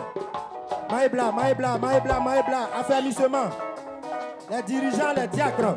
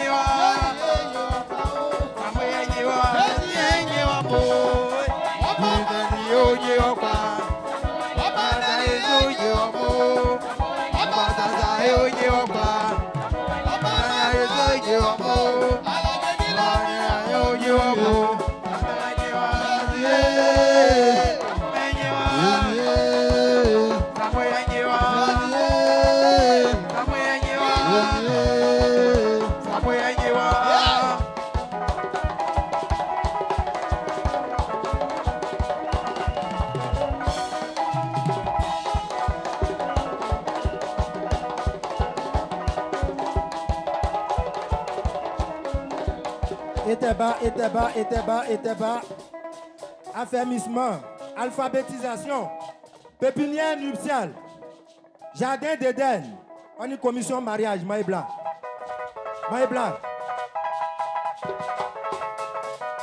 Wasanayo, Onanya Milose.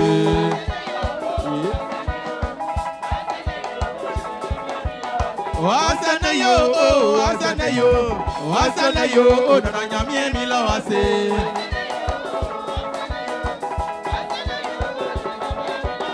Ote mami o mwango, Ote mami jalage o, Nana nyamie, Wasanayo, Onanya Milose. Bleu. Neighbor. Wasanayo,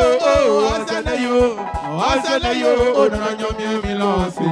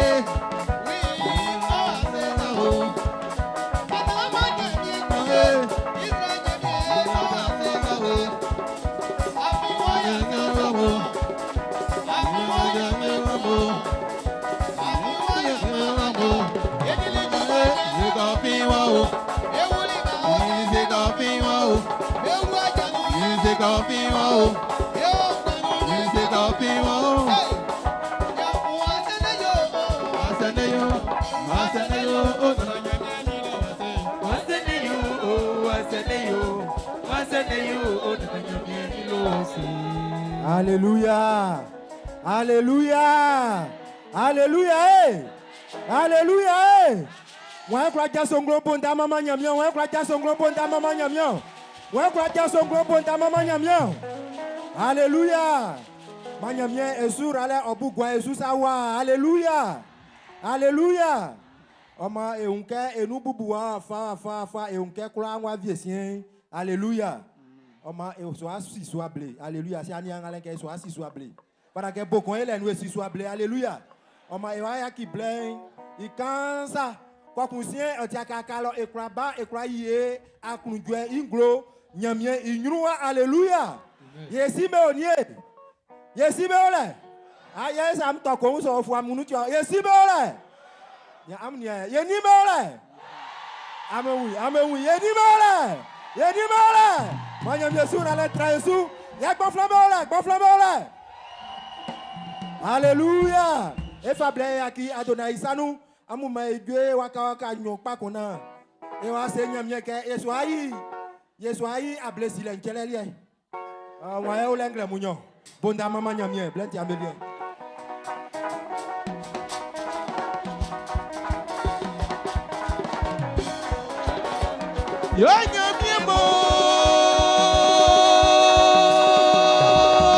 Yo nyamye mo. Yo nyamye mo adeli. Adeliwa. Adeliye. Adelimi. Adeliye. Adeliwa. Yo nyamye mo adelimi. Adeliwa. Adeliye. Adelimi. Adeliwa. Adeliye.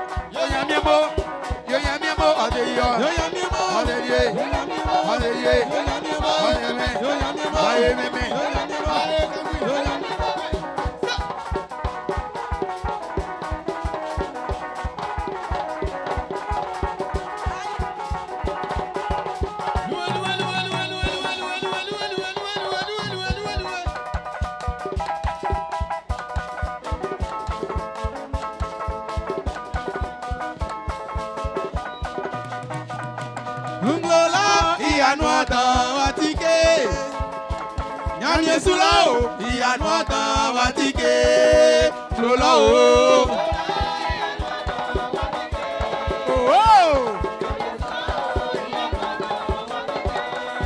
Surala iyanuai Anosa watike Umwaye iyanuai Anosa watike Nglola o iyanuata watike Nyamye sulao iyanuata watike Nglola o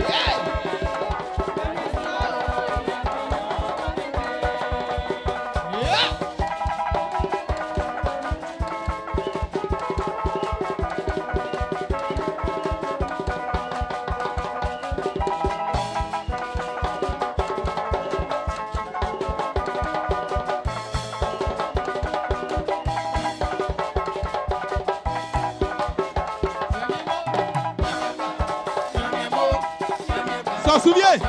Yo nyamye mo,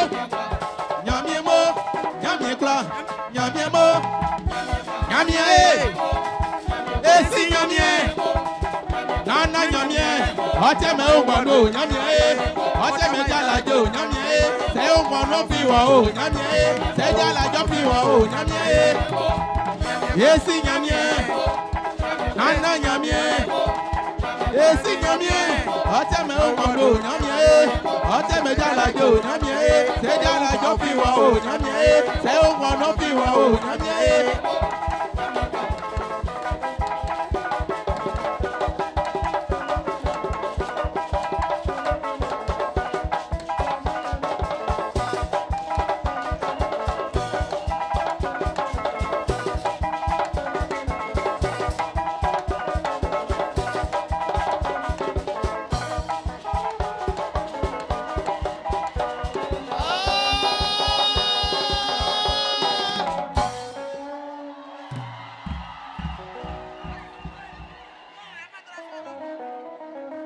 Non, amdra, na muwa.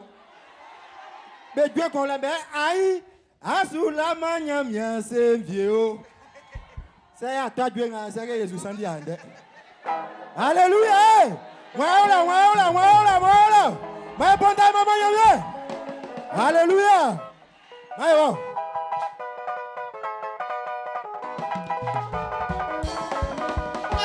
Asula manya mien c'est vieux. Aïe, asula manya mien c'est vieux. Lelanga yamie teliwa o. Amfela yamie siliwa o. Asula manya c'est vieux. Aïe, asula manya mien c'est vieux. Aïe, asula manya mien c'est vieux. Lelanga yamie teliwa o. Amfela yamie siliwa o. Asula manya c'est vieux. Asula manya mien c'est vieux. Maminya asula manya mien c'est vieux. Lelanga yamie teliwa o. Amfela yamie siliwa o. Asula manya c'est vieux. Aïe, asula manya mien c'est vieux. Aïe, asula manya mien c'est vieux. Lelanga yamie teliwa o. Amfela yamie siliwa o. Asula manya c'est vieux. Asula manya mien c'est vieux. Maminya asula manya mien c'est vieux. Lelanga yamie teliwa o. Amfela yamie siliwa o. Asula manya c'est vieux. Aïe, asula manya mien c'est vieux. Aïe, asula manya mien c'est vieux. Lelanga yamie teliwa o. Amfela yamie siliwa o. Asula manya c'est vieux. C'est que nyamie nyakula. Nyamie nyamo, c'est que nyamie nyakula. Nyamie nyamo, nyamie nyakula. Nyamie nyamo, nyamie nyakula. Nyamie nyamo, nyamie nyakula. Nyamie nyamo, nyamie nyakula. Nyamie nyamo, nyamie nyakula. Nyamie nyamo, nyamie nyakula. Nyamie nyamo, nyamie nyakula. Nyamie nyamo, nyamie nyakula. Nyamie nyamo, nyamie nyakula. Nyamie nyamo, nyamie nyakula.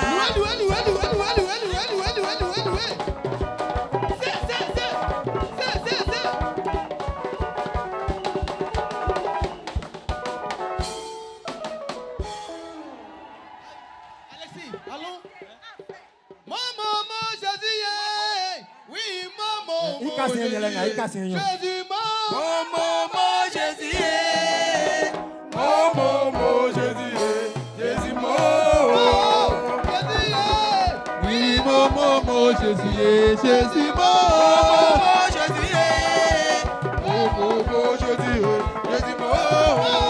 Jésus, oui, Momo Jésus, Jésus Mo. Momo Jésus, Momo Jésus, Jésus Mo.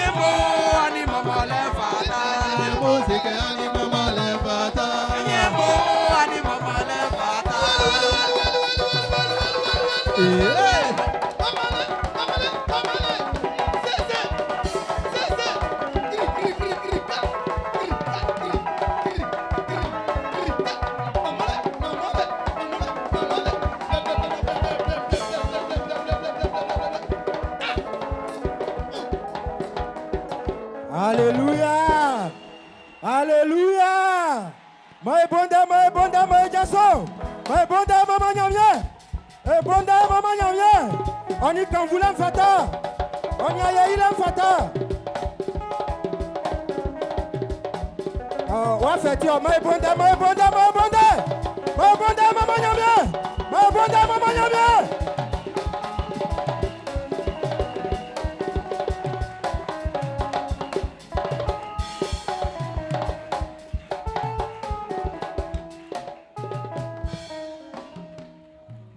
Alléluia.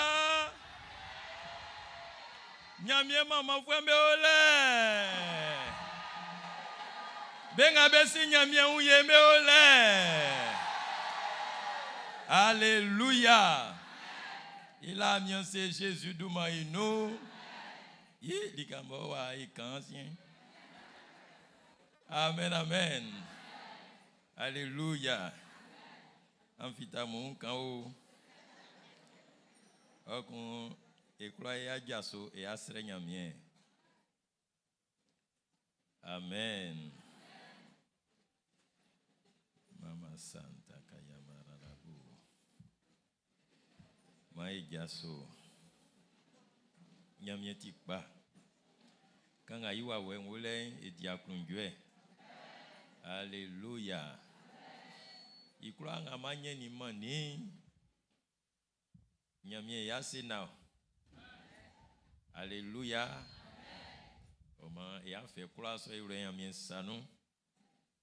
Et si nyamie pli. Moi quand vous voulez y a fait croire au yolier. A blessé les nous mon yolier. Ndebo les nous mon yolier. Pan les nous mon yolier. Alléluia. Alléluia. Alléluia. Alléluia. Moi, je crois au yolier. Et tu maman. C'est blessement pas fait, moi, mais au moins, il a fait son. En derrière, il a pris ce qu'est, tu maman. Yeah, ati pas mai. Asiye envoie. Nani gembanga ya afama yinyo klike iti pa. Tiani asran join asume liki. Sange tinkla asiye envoie. Ila wase. E ongwanu. Ete doumien. Ekla gaso. Ekla nanti. E dilike boboy. Il un fangan eko atinu. Ngale nkula o klike o sa o Yesu. Man kan voulait nyolier. Sravie bobo diali o klamema. Sange asiye avwe. Sravie le kuso ke tu pa ken tu su kansa wao. Sange viembelien tu pa ken wole o sange ngwan o te ole. Man kan voulait nyolier. Ngamo etu ekunu e fa bali nyeo. Sonu clama. Sonu clama. Na rasuma ye Jésus du maïno. Rasuma ye Jésus du maïno. Et loase. Afin akani ya unrenke e fa blenga e fa mao. I croit ngamo e yoli. Sonu. On croit qu'un sroli qui est con. Afin ngama yombo ti dan. Ayo viebo tranga yesunzunso. Oman so ekelembe nous. Na rasumai. Famille Jésus du maïno. Amen. Amen. Alléluia. Amen, amen. Moi, égoissé. Oma unkloke ngula mufangao. Bon. Nklabo ekele nga moye libe mon nklabo noir, nklabo vie noir. Def fait pas dit. Sange nkla kenyo ninge ibwe. Moi vie azonu inyo yona mbwe kula noir o. Oma ka mukole samuklo ani nyamansuo ngaya yo. Alléluia. Sange no soir kebe c'est que 14h. Bon, Afoué balolé, il est sur la main. Balolé tani dandamou. Ma classe y a blébo. Néo. Non, soit foué. Pa. Oh, a chauffé. Alléluia. Nakalo man bécan cléo. Olibla. Dieu vient me la maman entière. Alléluia. Amen. Ah, il y a tout et plus maman nyamien. En dès qu'il y a aussi nyamien lié. Il y a un ranou qui est vieux au aiguille. Sadika si a bléné, oi ma boubla tout paquet wa. Alléluia. Manyamien ils sont maïs. Amen. Et à ce ya ouvre nous. Oma ma écroit ici où les motuenga jolé et beau li soin les beau am si que les motue croix et anglo croix les motue nyonso et clélike oma ngula mufanga ona ngula fi amblama et soin nyamien dernier con.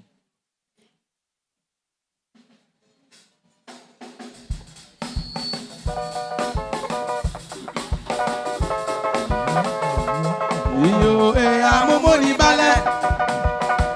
Amomoni balé. Manyamiera musu. Amomoni balé. Amomoni balé. Amomoni balé. Manyamiera musu. Amomoni balé. Amomoni balé. Eni ambeti nyon. Kon be flei. Kwasi akisi Viviane ofin Bokanda. Obake oni eka asienyo anse nou pa. Ma eni abla ofeninge no bla. Kwasi akisi Viviane foninge muna bla. Yo bale anse nou.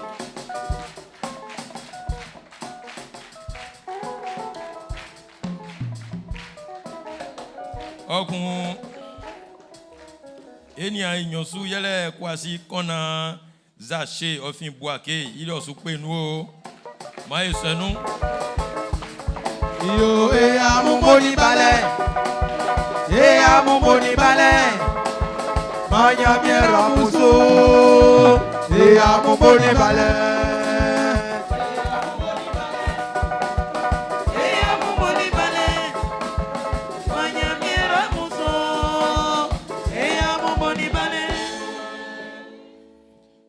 Alléluia. Et ya mumoni balé Jésus du maïnou. Manyamien ora amusu enia kona zaché. Manyamien rablenga diwansuo. Sa ko bua kiloin. Enzi ma sa o koko anze e France boelien suloi. Broukro. Ah OK. Et yo lo fu embelikio. Se beke po boe de wae nzo. Mokale titi. Alléluia. Yé ni a Viviane Kousou, et yomoni balé, nasi siobo, Jumanga nyamien fawlo sanou, Kaba diguman sonyo, Salavie mon Kousou, Mantambenga, Bendi Gumana, Faoula nou, Amen. Ma y croit gasso.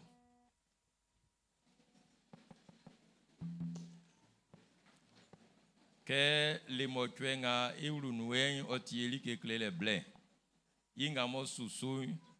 Quand on fait monnaie qui est le 16, les movadio ablaounin sain oti asonu sema ile motwe kuma be si klonglo ke ifa bo gasin anze ikle gasin bole isulike o mama yesisi e on vio iso blen osuba ke iko ingru e ayi savie menu e fa kle amu alléluia ma esrenya mien et si anangama nyamien ple blenga mo e won isu di onyun bo wa e pe kan enyun o di ke ikla twen nu ekuni oyo efe afin onyun akunjo edan ole onyun alaje dile ole onyun ti dele ole e lo wa se afin ya eblo e la wa se afin asie ya nvoe e la wa se afin okololen o le titi ande ken e won esu yo mo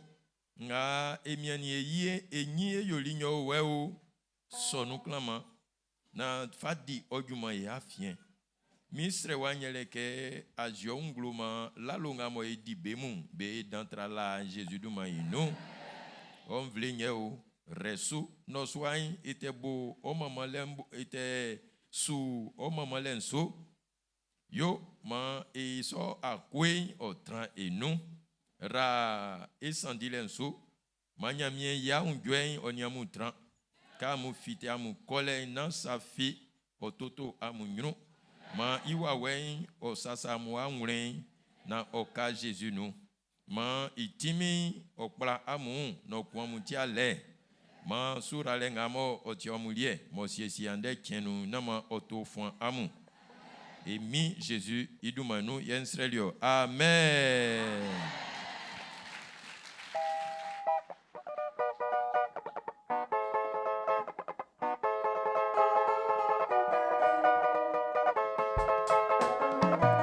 Alléluia. Voilà, nama e wala fi kay woy nde so anuma e sa esi nyamie mama le ble owa o ma kay woy ma e bla e mama osanwo nana nyamie e mama osanwo esi nyamie e mama osanwo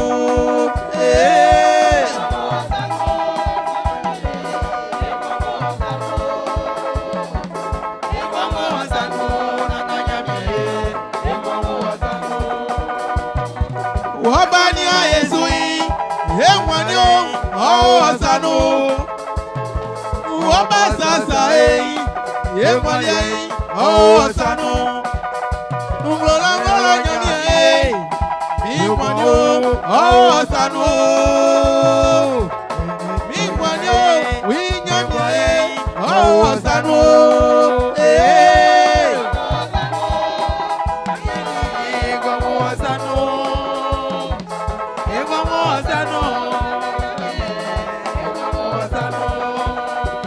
Babo de mame wai, baklebe wale, babala osano. Abania esui, yekwanye, osano.